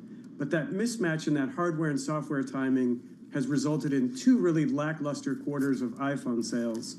So I really want to see some improvement there before I get more bullish, especially given the PE north of 30 times for, call it, mid-single digit to high single digit EPS growth. Feels quite expensive. I am curious as to how they sort through the China problem, Tom. And when you picked up coverage on Apple, I think it was last year in April or something, you could correct me if I'm wrong, you specifically pointed out that one of the reasons why you had a hold was because of Apple's dependence on China. Is there a case to be made for decoupling? So think of it as about 15% of their revenue comes from China, and then the majority of the merchandise that Apple sells is manufactured or assembled in China. So decoupling would be the emergence of India. And they did have very strong performance in the December quarter in India. And then to the extent that they can diversify their supply chain so they're less reliant on China. But the challenge on a near-term basis is you have a difficult macroeconomic environment, you have incredibly strong local competition, and then again, they do not have Apple Intelligence in China, and it's possible they may never have it there. But yes, decoupling would require moving their supply chain to other locations. It's early stage, but we're seeing encouraging signs out of India. I just want to point out they barely have Apple Intelligence here. Have you tried using it on your phone at all? Did you download it? I didn't. Is that horrible? It's not awful. I didn't expect much. It needs some improvement.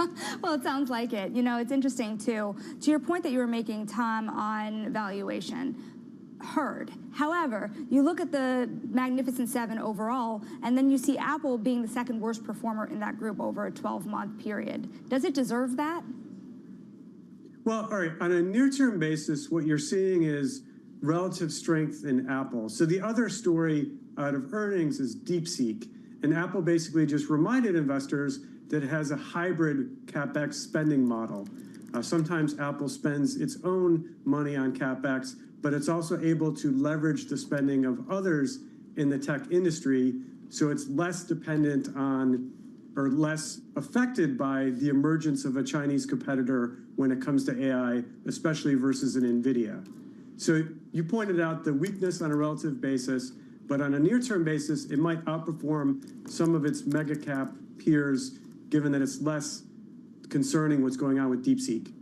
I do kind of want to push this ahead a little bit to the earnings that we're going to get out of Amazon. And this idea of CapEx spend, I mean, we got a new report out just today that they're upping their spend on these 2 data facilities outside of Mississippi. I know some people shrugged off some of the CapEx numbers that we got out of Meta, Microsoft, and a few others this week here. Does that spend at all, though, give you any concern?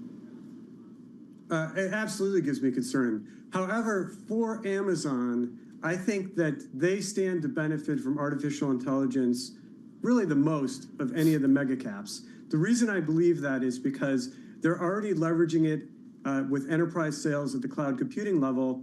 They've been using it to advance their e-commerce revenue for an extended period of time. And then to the extent that their fulfillment centers are more automated in the future, it can help them manage expenses.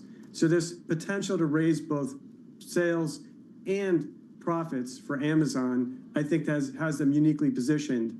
I do think that they're a little more cost conscious than a Meta, which seems to be spending as much as it can. So yes, I'm concerned on CapEx, but I really think that Amazon's well positioned to truly exploit AI. Did you see the story about Andy Jassy basically saying, you know, they put DeepSeek onto the Amazon for their customers to actually use it? He's basically just like, have at it. Have at it, because, you know, and to that point, too, for these companies, the impact is so small relative to what they do, but that does still draw a question about Anthropic as well. I know it is small relative to the broad scope of things here, but Tom, you think about the investments they're making in the future and their ability to capitalize on it. Do you see any risk here in terms of the longer-term trajectory, especially with their relationship with Anthropic? Yeah, so it reminds you of the very, very early days of Amazon, where they made investments in other emerging e-commerce companies that ultimately failed. So yes, they're investing more than $1 billion in Anthropic. They also have a large investment in Rivian. Both those investments may not necessarily bear fruit long-term, but similar to kind of the early days of e-commerce and the internet, they've had other investments in the past that haven't worked out. Ultimately, the operating results of the business, I think, will drive the stock for the long term, even if we ran into a situation where it had to write down both Anthropic and Rivian from an investment standpoint. Tom, always a great conversation. Tom Forte over at Maxim Group, still a hold on Apple. Apple getting a nice bid on the day here in the pre-market on the back of its earnings. When we come back after the break, we're going to focus on the broader earnings picture with Citi Scott Croner, his takeaways from the tech earnings season so far. This is the open interest, excuse me, on Bloomberg. What is the name of the show, Janali? Open interest for the opening bell. Stick with us for that.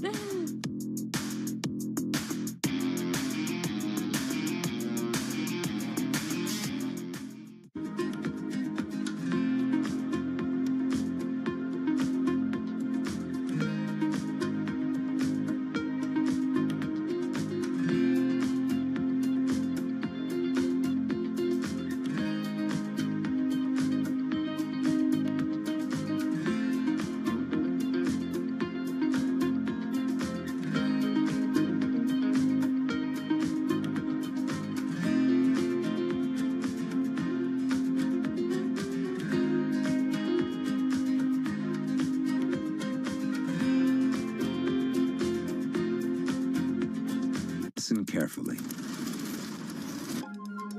Can you hear the rhythm in the markets? Not just in the syncopations triggered by inflation, but in the preludes leading to global elections, in the dissonance that moves the Nikkei, and the rising course conducted by AI. There's music in the markets, and if you want to learn to listen for it, we'll show you how.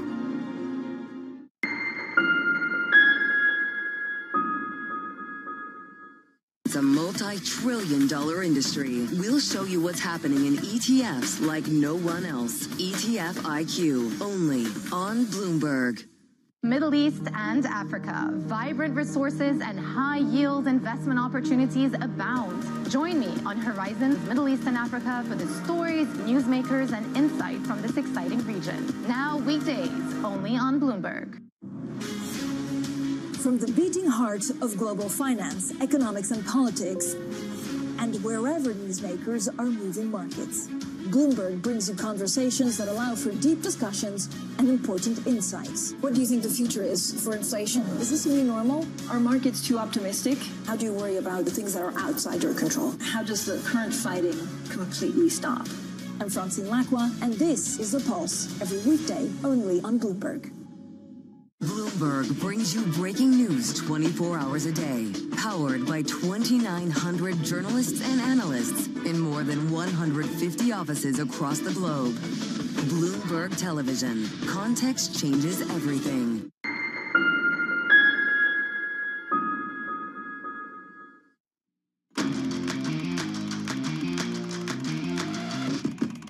And we are counting you down to the opening bell. We are looking at futures on the rise in the meantime. S&P 500 up 0.3%, and the NASDAQ 100 futures up even more. Russell 2000 taking a little bit of a breather, though. Interesting, because we have seen a significant bid in the small caps. And in fact, a lot of investors are looking to broaden out after tech has really underperformed here. And I think this is going to be the big story. But this is the final trading day of the month, and we talk about the outperformance of small caps, the outperformance of the equal weighted index versus the S&P. You're seeing that on a monthly basis, but more importantly, you're seeing that on a weekly basis. And the question is that going to be sustained? Yeah, and the lack of knowing the answer to that. I was talking to a big fund manager yesterday, and he's saying that this was such a bad month that most people are sitting on the beach having a margarita and waiting until February. Margarita, you can do that right now? Isn't it like 20 degrees in Florida? But here's the thing. But take a look. I really want all of our viewers to go to their Bloomberg terminal and look at what moved over the course of this month. There is nary a tech name at the top of that leaderboard. In fact, the 10 biggest movers on a percentage basis in the S&P, you're going to find them in banking, in energy, and in material spaces. 3M, one of the biggest gainers on the month. And you know, the interesting thing to me is when you say banking is one of the biggest performers, you have a market that has absorbed that 4.5% 10-year and said it's not a problem anymore. Anyways. KBW Bank Index at a record high. Absolutely. Stick with us. Less than 4 minutes to the opening bell. We're going to discuss the market moves with Citi's Scott Cronert. We're going to talk about those tariff threats. Stick with us. On open interest. I got it right. Exactly.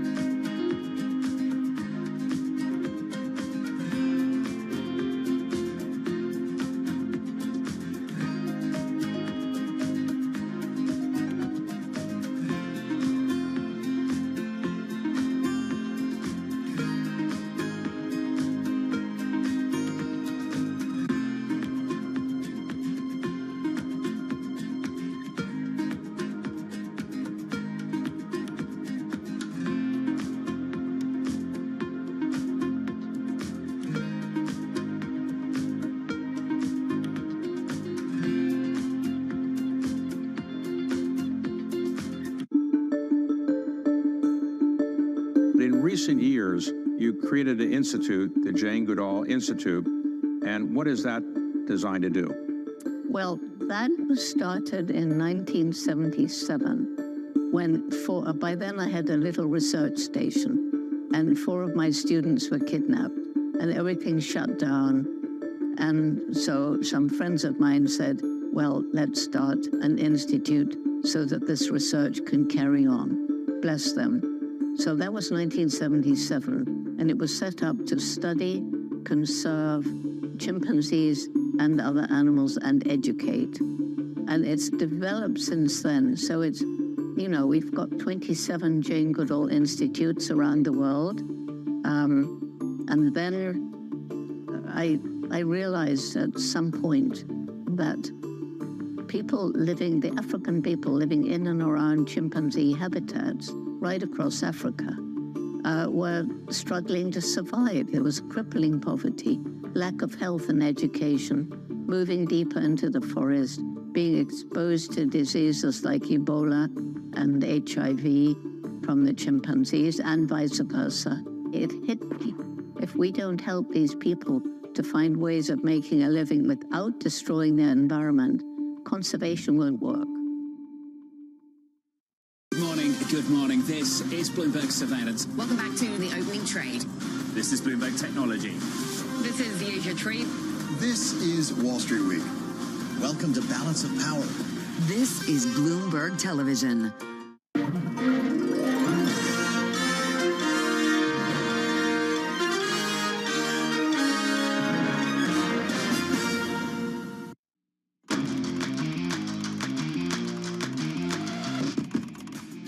We are just moments away from the start of trading, and this is Bloomberg Open Interest. I'm Shonali Basak, taking a look at futures still, waiting for those bells to open. We're looking at futures still on the rise, waiting to snap back. December was sad, but January is in the green firmly. But this week still has been a choppy one. Today could change the game. We are looking now at the opening bells, of course, at the NASDAQ.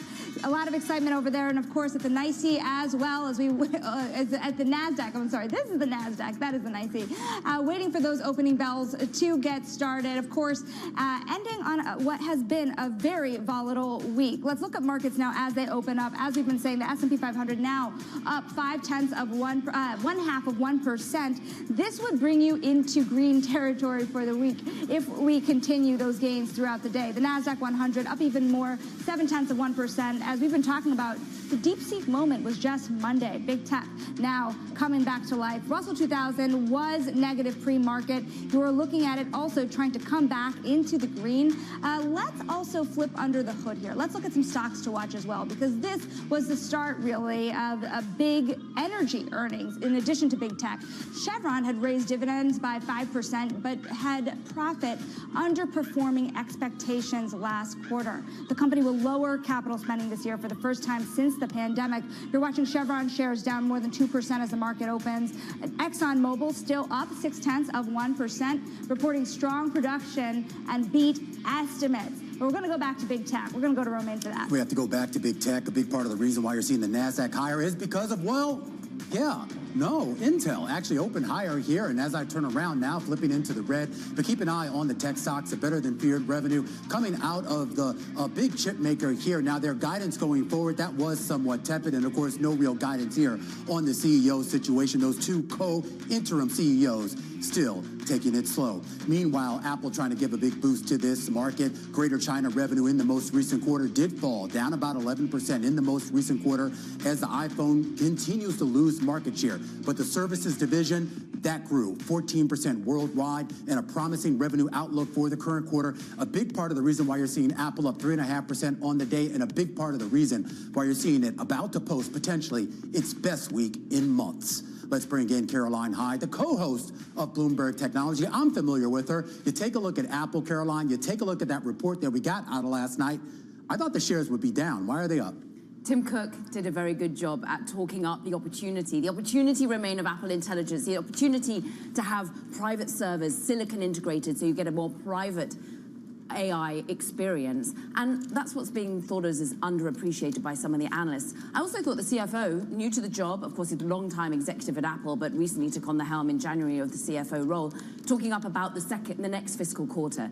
We're going to see 4% revenue growth once again. That relieved the anxiety that Chinese weakness, that iPhone weakness isn't going to leach into forward forecasts, and they're still going to be stable. I also want to switch gears just a little bit because in addition to earnings, you have some big moments for the relationship between the AI industry at large and the White House. You have NVIDIA CEO Jensen Huang visiting that White House now as well, right after the DeepSeek moment and in the middle of billions of dollars pledged towards AI. What does this all mean? Well, he hasn't been there yet, so he's probably been waiting for this invite, but what a time to be doing it, because as you've been reporting across all of your hours, the White House and indeed Microsoft and OpenAI first trying to investigate what indeed DeepSeek was up to in terms of being able to use this distillation technique where you're taking out some of the learnings of the overall model and use it yourself, without perhaps having investing so much in the overall compute power. But now people want to understand, did they actually have access to NVIDIA chips they shouldn't have done? Have these chips been being sold via countries such as Singapore? Have they been able to basically make the most of access that actually is managing to bypass some of these imposed restrictions? Now, NVIDIA have been very clear on this. They have thought that no, DeepSeek did not get hands on any chips they shouldn't have done. Everything was in line with restrictions, and they just have done more with less, with some of those more sophisticated chips weren't necessary. They front-loaded getting them ahead of some of the restrictions, and then they used some of the weaker ones, but to the opportune degree. So we'll have to see whether Jensen Huang can shed any light on whether further restrictions are really necessary here. Looking forward to all your coverage of this, of course, on Bloomberg Technology at 11 o'clock. That is Caroline Hyde, co-host of Bloomberg Technology. We're going to broaden out the conversation now. We're going to speak with Citi U.S. equity strategist Scott Cronert. And it's interesting, Romaine and I all morning have been talking about the underperformance, the relative underperformance of the technology sector when you look at this market broadening. Some people are excited about it, this idea that you could find gains elsewhere. But with the concentration of markets, the S&P 500 in particular, to big tech, is it concerning that you've seen this general sense of excitement starting to wane a bit? You know, Sully, it's an issue, but I think for now it's a good issue, right? So we've been arguing for some time, it's a healthier bull market, if you will, if you're getting more support across the sector and industry group spectrum. And that's what we've gotten so far this year. Here we are a month into the year, and who would have thought the index would be up 3% and tech would be your laggard, the only sector down thus far for the month. So the broadening aspect here is mission critical to ongoing equity gains from here. It's part of our playbook for 2025. And what I would say is that, we're navigating the DeepSeek issue quite clearly, but the broadening effect in terms of more parts of the market contributing constructively to index fundamentals that we think is a really important tailwind for U.S. equity investors. How sustainable is that, Scott? Because we've been here before where we've started to see kind of the rest of the market, if you will, finally sort of show up to the party. I know we still have to get deeper into the earnings season to get to some of those mid-cap names that kind of make up the bulk of the Russell 1000 and the Russell 2000 as well. But are you confident that we'll see a follow-through? Well, I think we're going to see a follow-through. It's a question of the timing of the Romaine, because the way we've been looking at it is that first quarter for us has actually been sort of a maximum volatility risk period, because yes, we're getting the solid earnings reports that we'd expected going into Q4 earnings. That isn't a big surprise, but we're just now starting to get a little bit more clarity on where Trump policy perspectives are taking us. And I think for now, the market is kind of viewing the aggregate aspect of Trump policies as a net positive in terms of its business-friendly nature, but we still have some specifics that we're going to have to navigate. So don't think volatility has been put aside just yet, but under the surface, ongoing earnings broadening as the economy continues to show a fairly degree of strong robustness, we think is all really, really constructive in terms of the full year picture for U.S. equities. You know, going back to that mission critical statement that you made about this broadening trade, I want to pull up what it looks like the S&P equal weight versus the S&P 500 year to date. S&P equal weight is winning. And that is a trade. When we talk to prime brokerages across the street, you see people buying ETFs really tied to that index, this excitement around the broadening. How heavy, Scott, do you go into that trade? Well, we've been saying go in pretty heavy. We've been arguing, for example, either from a sector perspective, we went into this year overweight communication services, along with energy, financials, and we even put healthcare in, which is getting a good rebound after a fairly tough 2024. This broadening, we think it's potentially long-lived here, but it kind of goes hand in hand with, as I described, this ongoing tailwind to underlying U.S. economic activity that ultimately begins to benefit from some improvement globally as you see central banks around the world begin to go down an easing path. So we think there's legs here, but again, we just have to be careful that all of this is still with a presumption that Trump policy influences are neutral to positive, and that still remains to be seen as we get to some of the policy details we expect will be forthcoming in the weeks ahead. You know, Romaine, if Katie Greifeld were here, she'd be looking at the Russell 2000. Yeah. The S&P equal weight this month has outperformed the Russell, it's outperformed the NASDAQ, and it's outperformed the S&P 500. Absolutely, and even within tech, you talk about some of kind of the older tech companies now at the top of the leaderboard. I mean, we talk about names like IBM and Oracle. Scott, I do want to talk to you, though, a little bit more about the potential risk, and I think Monday, coming into Monday's session, was kind of a reminder, of those potential gray swans, if you will, that are out there. The president has made it clear, at least, if you take him at his word, that he's going to follow through with these tariffs over the weekend. When you start to dissect the sectors and the companies that could potentially be affected by this, do you wait and see for those policies to be implemented, or do you react on the word of the president himself? Well, I think the market is clearly in wait-and-see mode, and you're seeing this in the sector price action as well as we look at the January performance. So the way we sort of aligned it is that going into this year, our underweights were fairly clear. We're underweight consumer discretionary, we're underweight industrials, staples, and to a certain degree materials as well. Now, those are all for a variety of reasons, but back of our mind, we think that's also where your maximum tariff risk and exposure probably comes from. So we don't mind being of the view that there's going to be some differentiation within the index as we go down this path. And what we have to be very sensitive to is that, as you go down the tariff math, it is going to be a little bit more company and sector specific, a little bit less of a fuller index issue, but nevertheless still an issue. And it's but I just want to stop you there, because it's not even just the direct impact, too. I mean, Scott, we did hear from some companies this week that reported earnings about the headwinds that they had from a higher dollar, basically that FX headwind. And if you believe that tariffs could be inflationary and obviously boost the dollar further, does that now have to be rejiggered in those models? Yes and no, because the tariff component is quite complicated. We still don't really know specifics, right? But what I would say is that the dollar strength, we view this as one aspect of the market starting to price in tariffs and inflation risk ahead of time.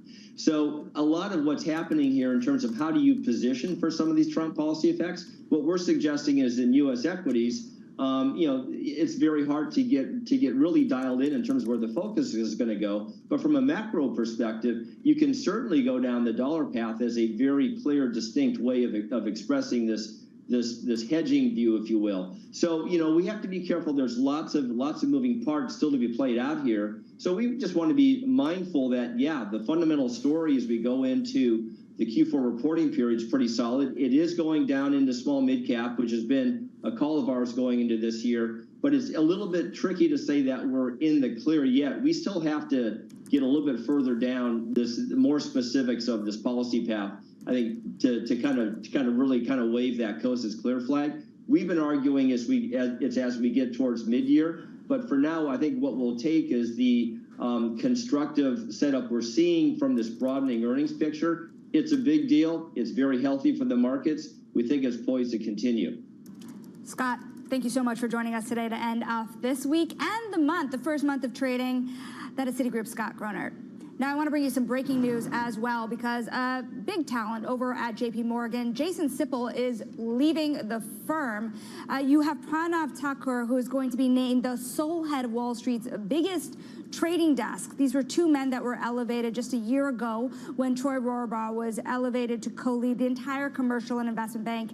You have Jason Sippel leaving to join Chris Rokos' Rokos Capital Management. It Romaine, is just another example of that heated talent war on Wall Street between the big trading desks. Yeah, these massive and we've been hedge funds. talking a lot about that and how you have to either compensate these folks or they're going to walk because there are better opportunities out there, at least on a financial basis. And for that matter, it's not even just about the pay also. It's also about kind of, the thrill of the hunt. And you're not always getting that at the big banks these days. Yeah, but over at JP Morgan, for Pranav Thakur, who is taking over the whole business alone now, it certainly is now another person to watch over at JP Morgan, expanding his remit here as somebody exits. And meanwhile, we continue to watch the financial markets here in the U.S., which are now open. The S&P 500 up about 0.4%. Some of the biggest individual movers on the day. That includes Visa. Earnings are out, and they did get a boost from the holiday season. A modest jump in the shares on the day, up about 1%. Meanwhile, Deckers Outdoor, you know them. They make all those big chunky shoes that Katie Greifel loves. Uggs, Hokas, everything else.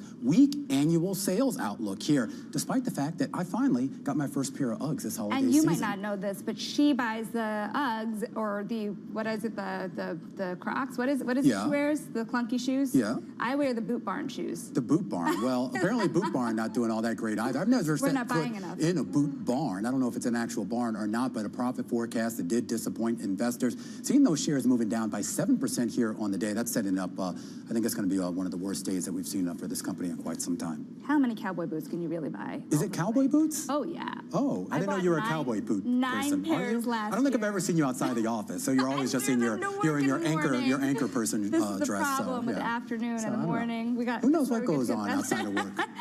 Anyways, coming up, Wall Street is weighing in on the cocoa crisis, but it's anything but sweet for Hershey in particular. We're going to talk about that in Top Calls next. This is Bloomberg.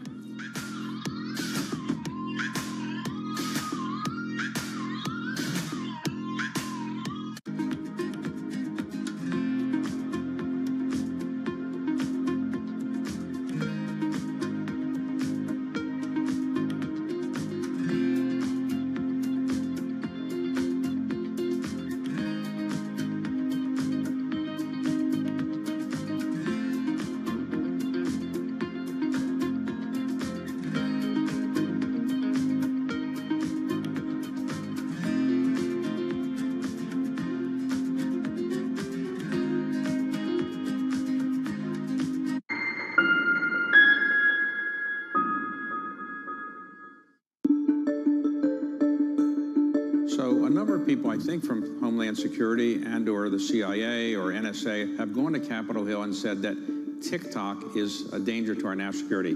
But the public hasn't been given that much detailed information about what the threat is. How much of a threat to our national security is TikTok? The People's Republic of China acts adversely to the interests of the United States in different ways. One of those ways is through the dissemination of disinformation, the intentional communication of false statements, and TikTok is an extraordinary avenue through which to disseminate disinformation to millions and millions of people. Jumpstart your trading day on Bloomberg Open Interest. 2 hours of single stock stories that are driving the opening bell action. We'll take you to Wall Street, Main Street, the C-suite, and beyond. These are companies that are growing their market. The great companies in the U.S. are the companies hitting the cutting edge. That's a different story. Get the inside track on what's buzzing in markets. With the players who are shaping the narrative. If you have bad earnings reports, you're going to get punished. They're not buying what the industry is selling. Join us on Bloomberg Open Interest. Every trading day, only on Bloomberg. Up-to-the-minute global financial news whenever and wherever it happens. I'm Jonathan Ferro. And I'm Lisa Abramowitz in Davos, Switzerland, and this is Bloomberg. There is this real momentum from Wall Street. We are basically deep in the European earnings season. Take a look at how we're faring when it comes to Asian markets. David Weston. Join me for the next generation of Wall Street Week, telling stories of capitalism from business, markets, economics, tech, and climate. Each week, we'll go on the road for a look at what lies behind the headlines of today. and what will likely be the headlines tomorrow. Above all else, it's a mission. It's done nothing but grow immensely. To me, that's an extraordinary sign. We can be the change that we want to see. Watch the all-new Wall Street Week. More than what you need to know, it's what you need to think about.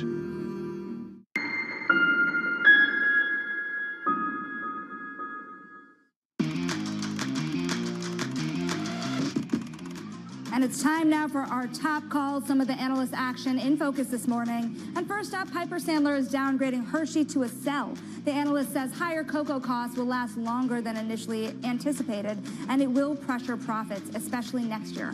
Piper is also downgrading Mondelez International for the same reason. And next up, Electronic Arts is getting upgraded to a buy at MoffettNathanson. The analyst says the risk-reward for the video game maker is attractive for the first time in a while.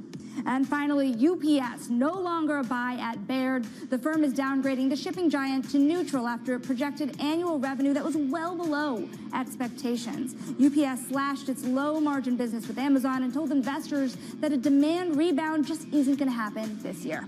Now coming up, buyout firms are hoping there's going to be an IPO boom this year. We're going to discuss that with Houlihan Lokey's Matt Swain in our Wall Street Beat. This is Bloomberg.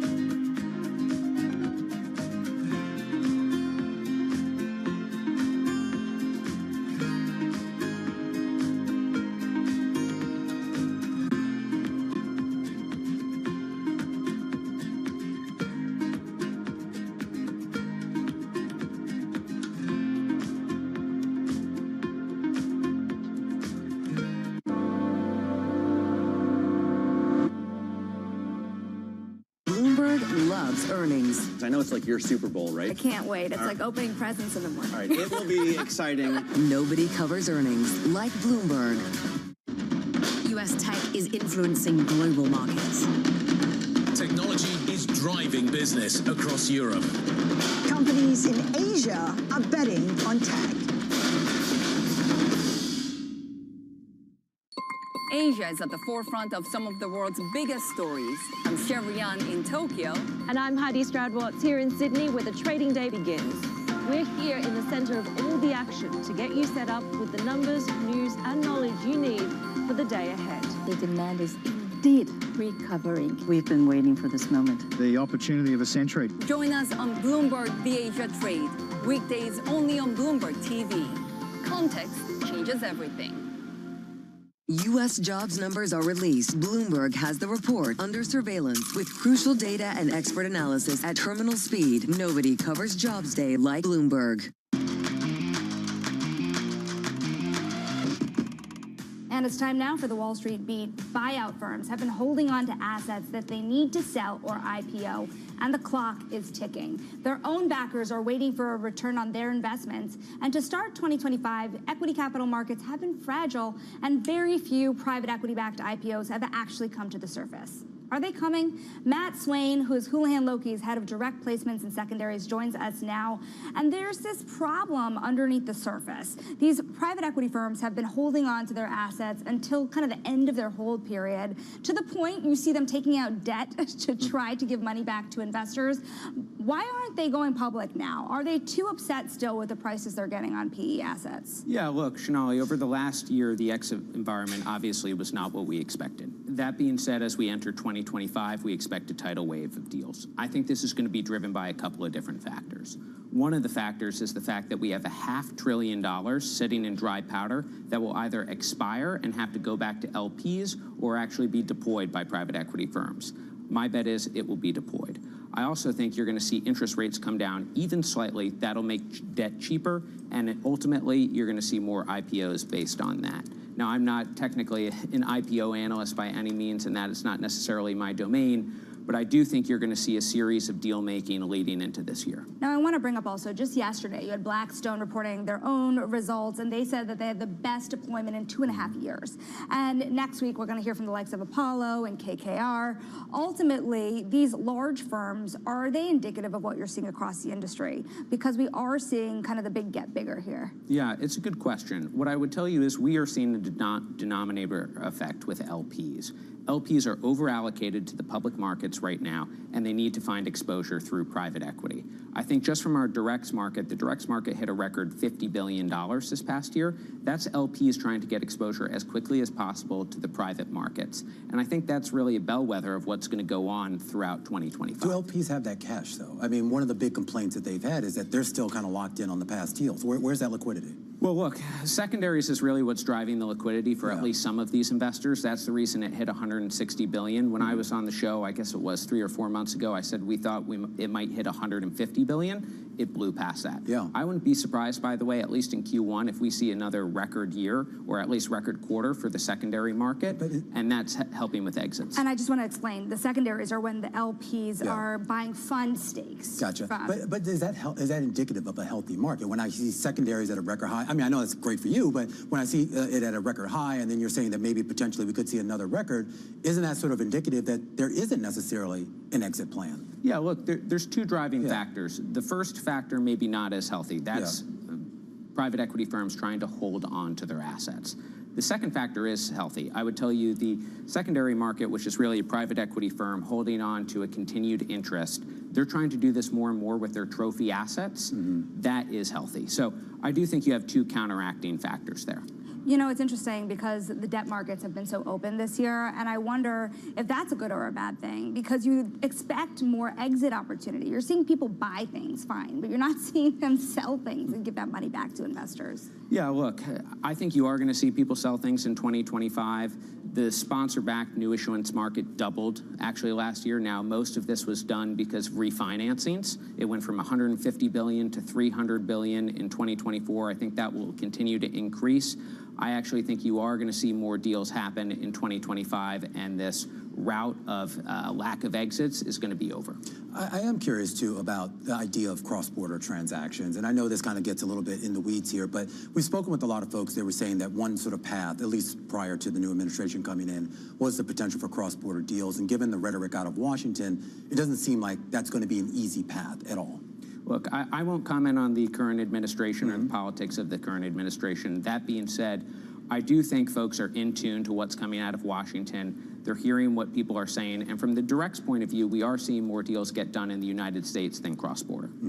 Matt, we have to leave it there. We thank you so much for joining us today. This has been a big topic under the surface because, of course, that private equity comeback is a big part of that M&A market overall. Fees for investment things under the surface at stake. Anyways, a check on stocks here as well, because we are almost a half an hour into the trading day, and you're watching that snapback in the S&P 500 up about 0.5%. And remember, if we continue to see those gains, we are bringing that S&P 500 into green territory for the week. The NASDAQ 100 is flying. Is that fair to say? It's up about 1.1% relative to what we saw this week. That's a good story.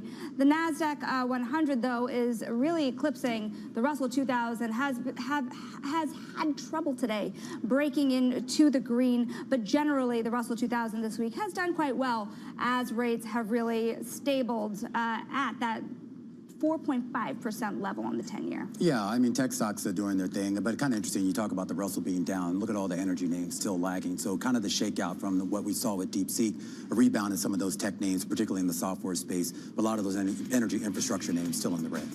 The drill, baby, drill rhetoric, not really getting to the energy sector here. I just bought a drill, by the way. Now, coming up in the next hour, we're going to talk inflation with the CEO of Brinker International, the parent of Chili's. Stick with us. This is Bloomberg.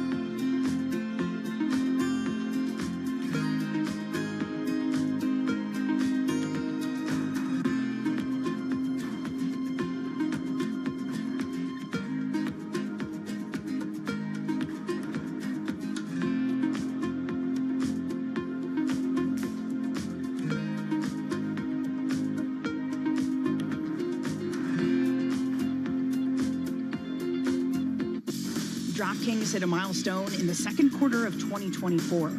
For the first time as a public company, it turned a profit. Is this a new era for DraftKings? There's an inflection from when you're cash flow negative and you're operating off of equity raises from the past to when you're self-funded and you're cash flow positive and able to control your destiny a lot more. You've had your first quarters of profitability now. Does that take pressure off? Does it increase pressure? I think it increases pressure. I mean, once you start making profits, people expect you to make more, and all of a sudden you're valued on a multiple of those profits as opposed to the theoretical what could be. So very important, I think. When you're cash flow negative, you've sold a vision of what the company should be working on, and you're very focused on working on that and delivering against that. When you've pivoted to profitability, the world of what you can work on is a little bit open, and there's a lot of different ideas, and it requires more focus than ever to make sure that you are prioritizing on the most important things that are going to deliver the most value. DraftKings' solid standing in a booming sector gives them the luxury to play the long game. They're not under pressure to cut costs. When you have really strong revenue growth, you don't need that. If you look at where we are today and where we want to be and where we believe we will be, the vast majority of the incremental EBITDA is not coming from any cost reduction. It's coming from increased revenue. We don't feel like we need to cut costs because we're growing our revenue so much. We want to grow our revenue into our existing cost structure, and there's no need to reduce the cost as long as we're being efficient with what we allow our cost growth to look like. Key investors, top executives, global innovators. Join me for in-depth conversations with the biggest newsmakers on the day's top stories.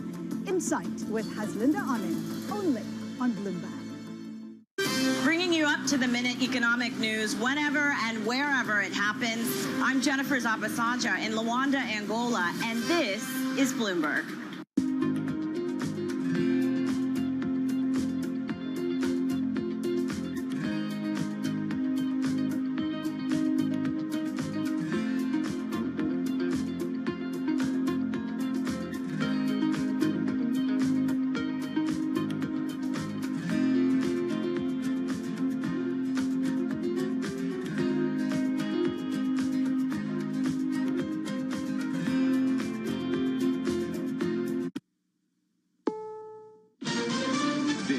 CBS News on the Hour, sponsored by Progressive Insurance. I'm Deborah Rodriguez. Divers are back in the Potomac, hoping to recover additional bodies from the collision of an American Airlines plane and an Army helicopter near Reagan National Airport Wednesday night. The remains of at least 40 of the 67 victims have already been found. Correspondent Chris Van Cleve says the search continues for clues into what caused the disaster. Nearly 50 National Transportation Safety Board investigators will be combing the Potomac River for evidence. We have data. We have substantial amounts of information. We need to take our time to make sure it is accurate. Key pieces of that data should come from the plane's 2 black boxes, which were recovered from the water Thursday night and are now being analyzed at a nearby NTSB lab. CBS News has learned 2 air traffic controllers were performing more than one job each. The union's Nick Daniels tells CBS Mornings. It is not uncommon for us to routinely combine positions, decombine positions. There is usually someone in a supervisory position looking at the overall workload and complexity. 14 of the 67 people killed were members of the U.S. figure skating community, among them athletes and coaches returning from an elite national development camp in Wichita. Olympic gold skating champ Brian Boitano was friends with one of those coaches. He tells CBS Mornings. Our figure skating community is really connected. We're a small community, but we're very close-knit. So when something happens to one of us, we all feel it, and we all try to gather around for support. Hamas is expected to free 3 more hostages in Gaza, including Keith Siegel, who was born in North Carolina. CBS's Elizabeth Palmer. Everything looks set for the release of the first American-Israeli hostage tomorrow in the second handover of hostages this week. Yesterday, a total of 8 were freed in Gaza. California's in for a soaking. KCBS's Matt Bigler. After a mostly dry January, back-to-back atmospheric rivers are expected to bring several inches of rain across California. National Weather Service forecaster Rachel Kennedy says a flood watch is in effect. As we get more and more rain, we'll start to see the soils get more saturated, and then that flood risk is going to increase. Meanwhile, people who live in areas scarred by recent wildfires could see dangerous debris flows. Consumers Consumer prices are up. The Commerce Department reports they rose 2.6% in December from the year before. Compare that to 2.4% in November. CBS News business analyst Jill Schlesinger. It does bolster the case for the Federal Reserve to be patient, hoping that that inflation rate moves towards its 2% target. NASDAQ up 181. This is CBS News.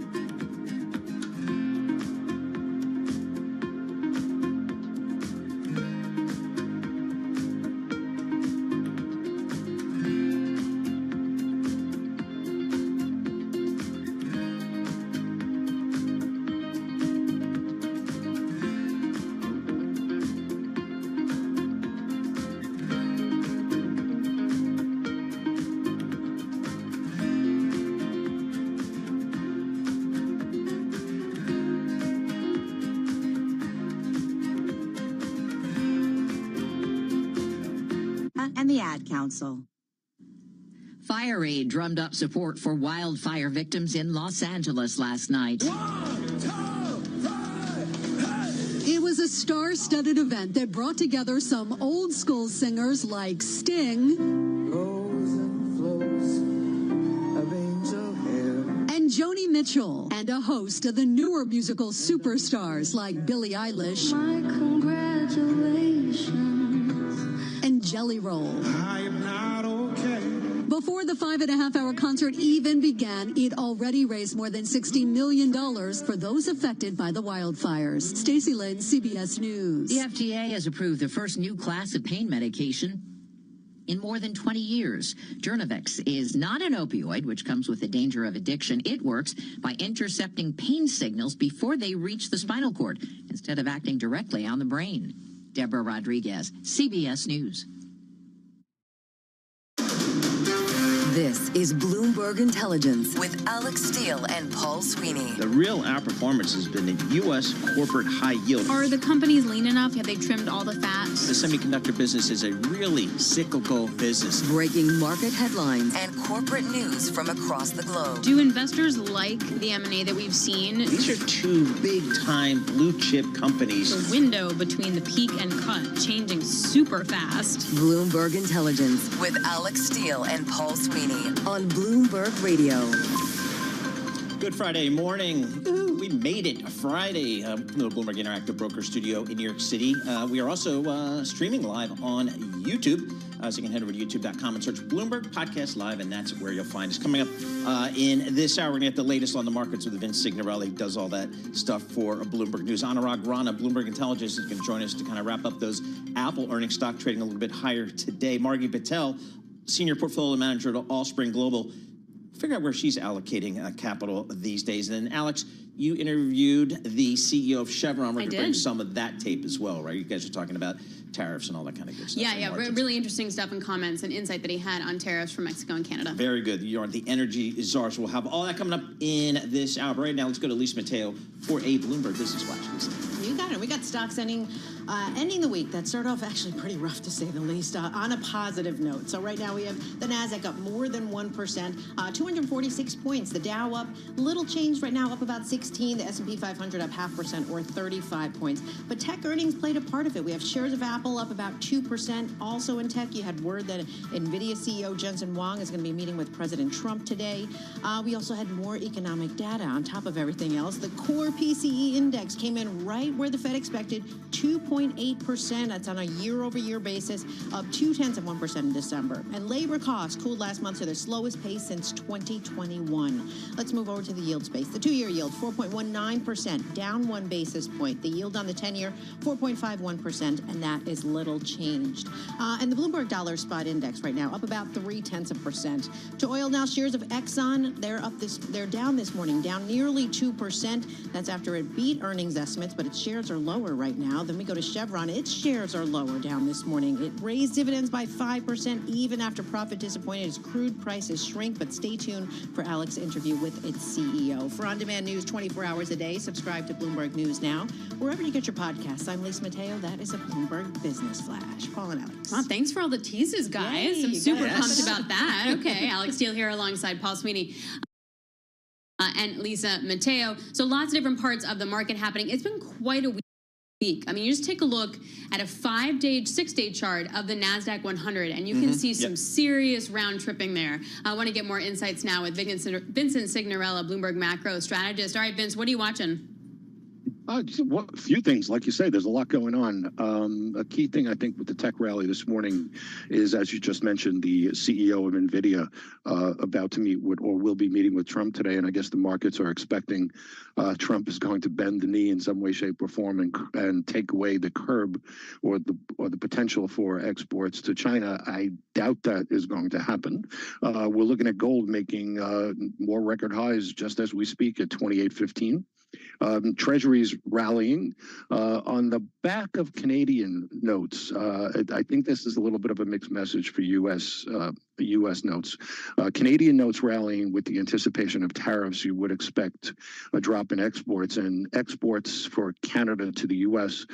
Correlate very highly to Canadian note yields. So you would see a slowdown in Canadian growth, and obviously yields would come lower. And I think they're dragging U.S. lower as well. But with the potential inflation coming from those tariffs, I would suggest that this rally in treasuries might be short-lived. The dollar trade, the Trump trade, and the Trump trade certainly was led in for a lot of people by the U.S. dollar. Does that still hold out there, Vince? It's still going. Dollar is up on the day. Both the ICE dollar index, Bloomberg dollar index, both up. Quick glance, about 0.5%. I think, as you see the Trump trade develop, inevitably, if these tariffs go into place and if they get expanded to other countries, inevitably you're going to see slower growth and higher inflation in the U.S., and that's going to undermine the dollar because we're going to see a decline in real interest rates and also in the account and trade deficits. So I would expect that if this keeps going, the dollar rally may not have much longer to go. Do you think we're going to get any sort of safety bid? I know you mentioned treasuries, but like a safety bid into the close today? And should investors have that on, considering that we're potentially looking at tariffs tomorrow? Yeah, I think that's a possibility. We're seeing a pretty decent fade in the Canadian dollar and the Mexican peso over the last 24 hours, which makes sense.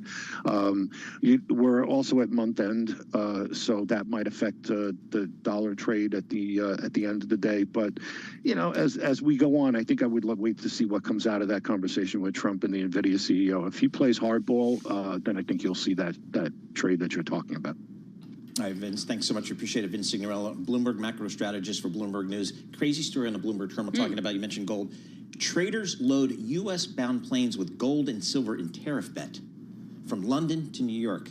Safe, get our gold before there might be some, I don't know, I'd love to get to that, but it physically, buoyant is moving around the world. That's interesting. Well, that's kind of the point with tariffs with individual commodities, is that on a headline level, the price may be negligible, but from a differentiated perspective, like this grade of crude, this type of lumber, that type of lumber, this gold that needs to go to London from the U.S., that's where you might see the differences, which is kind of cool. Gold up another $20 today, $2,815, so a big move. Apple had some numbers last night. They did. Yeah, and China was not good. No. But the stock's trading up a little bit here today, so I think the guidance kind of came in a little bit better than expected. Anurag Rana, he covers Apple for us. He's Bloomberg Intelligence. He can tell us all about it. So Anurag, give us the takeaways from Apple results. Yeah, the download is when the headline news came in yesterday. China revenue was down 11%, and that did, lead to the stock going down. On the conference call, Tim Cook said that, half of that decline was because of their own miscalculations of inventory, and, they didn't have enough phones to sell for that demand. So I think that really soothed some of the fears, because I think going into the quarter, people were thinking that it'll be, down in, you could say 12, 14, 15% in terms of the iPhone sales.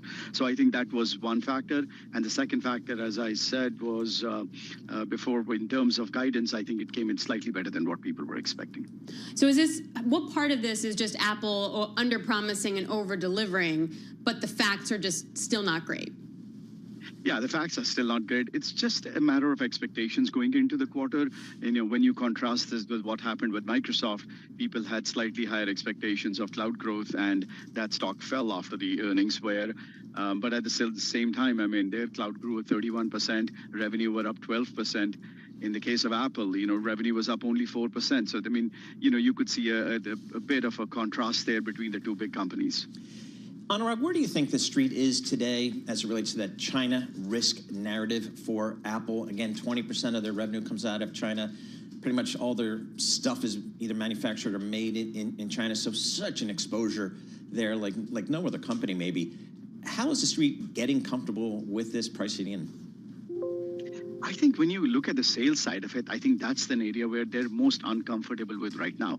That's because the local Huawei phones are doing very well, and Apple really has to fight in terms of giving discounts and trying to make more noise in the local market to be the, the phone of choice. I think once they launch Apple Intelligence in China, which will most likely be with the local Chinese LLM provider, I think that may change the narrative. But again, we are several quarters out for that one. As far as the supply chain challenges are concerned, that's an issue. But it seems that this time the rhetoric against China is not as bad from President Trump. But we'll see how that shapes up. Tim Cook also said on the call the iPhone sales were stronger in places where its AI had been made available compared to those markets that hadn't gone into yet. Again, I feel like now we're waiting for the AI super cycle yet again. What did you make of that statement? Yeah, and again, this is something we discussed back in September when the phone was being launched. And one of the things we said was because of the scattered launch of the Apple Intelligence, the stuff is, the super cycle is not going to show up this year, but most likely by the end of this year when the new 17 is launched. So I think stars are aligned for iPhone 17 along with Apple Intelligence across, let's say, most of the regions. That should help iPhone sales next year. But this year it's going to be, just blocking and tackling, frankly. Well, I upgraded to the iPro or the iPhone 16. You don't even know what phone you have. Plus Pro, whatever. And I look down my nose, quite frankly, at everybody who's not at the 16 That's level. True, he does. So, Anurag, talk to us about the services business. That's such a big part of their revenue stream. It's a high margin revenue stream. How's that going these days? So that's the bright spot, because that's, as you said, that's really high gross margins, really helps the big company overall. That grew 14%. That's one of the better numbers that we have seen in a while. There are a couple of looming regulatory issues. Just in the next month or so, there's going to be a discussion around the fees that they are charging for their developer community. There was a lot of drama with Epic Games, so that's going to come back a little bit. That's an area of concern, frankly, only in the short run. In the long run, I think it's going to be fine. And the second big case is going to be sometime around the July-August timeframe, when it's going to find out when is Google allowed to continue to pay Apple that $20 billion in royalty that it gives it to have the default search engine on the phone. I think those are the most important factors for the services business in the near term, and that I would highlight as the two most important risks. Anurag, what are you going to be looking for next week and the next week in terms of tech, the names, and sort of the narrative and the read-through here? Yeah, for us, the biggest thing is going to be Amazon Web Services and figure out how much of monetization they are seeing in their large language model and AI deployment. Now, one of the big differences people need to understand between Microsoft and AWS in this case is Microsoft also generates revenue mostly from a lot of the consumer apps that you use, which is ChatGPT. People use a lot more of that, the subscription pay, and Microsoft gets a piece of that pie. In the case of enterprise, both of them are trying to go to banks and retailers and trying to tell them to deploy the AI, but that revenue is very small right now, and that's what we anticipate Amazon to come out and talk about it. The big question is going to be, will Amazon Web Services raise their capex or not, given what Meta has done, given the announcements from Microsoft? I think that's going to be another area of focus for us. All right, Anurag, thanks a lot. Super appreciate it. Anurag Rana, Bloomberg Intelligence Technology Analyst. So I actually called Anurag, I think it was last week. Yes. And he gave me that like tech stack breakdown of like how it all works, what has transpired in the last 10 years. He did it in 6 minutes. Really? It was amazing. He's amazing. Yes, he's the Highly pro. recommend. He is the pro. Do we still care about this deep seed thing? I don't Because know. Monday that totally upended the technology space. I don't know. Like the way I think about it is maybe not so good for the chip companies, yes. but for everybody else who uses AI, maybe a good thing because it lowers the cost. And to that point, NVIDIA is now still at the lowest since last September. Yep. But you look at the NASDAQ 100, and it has a little bit of a round trip from where we were from last Friday. Exactly. So have to look into that as well. All right, coming up on the program, we are going to talk to Margie Patel, Senior Portfolio Manager at Allspring Global Investments, get her view on the market, and check in with all things eco with Michael McKee.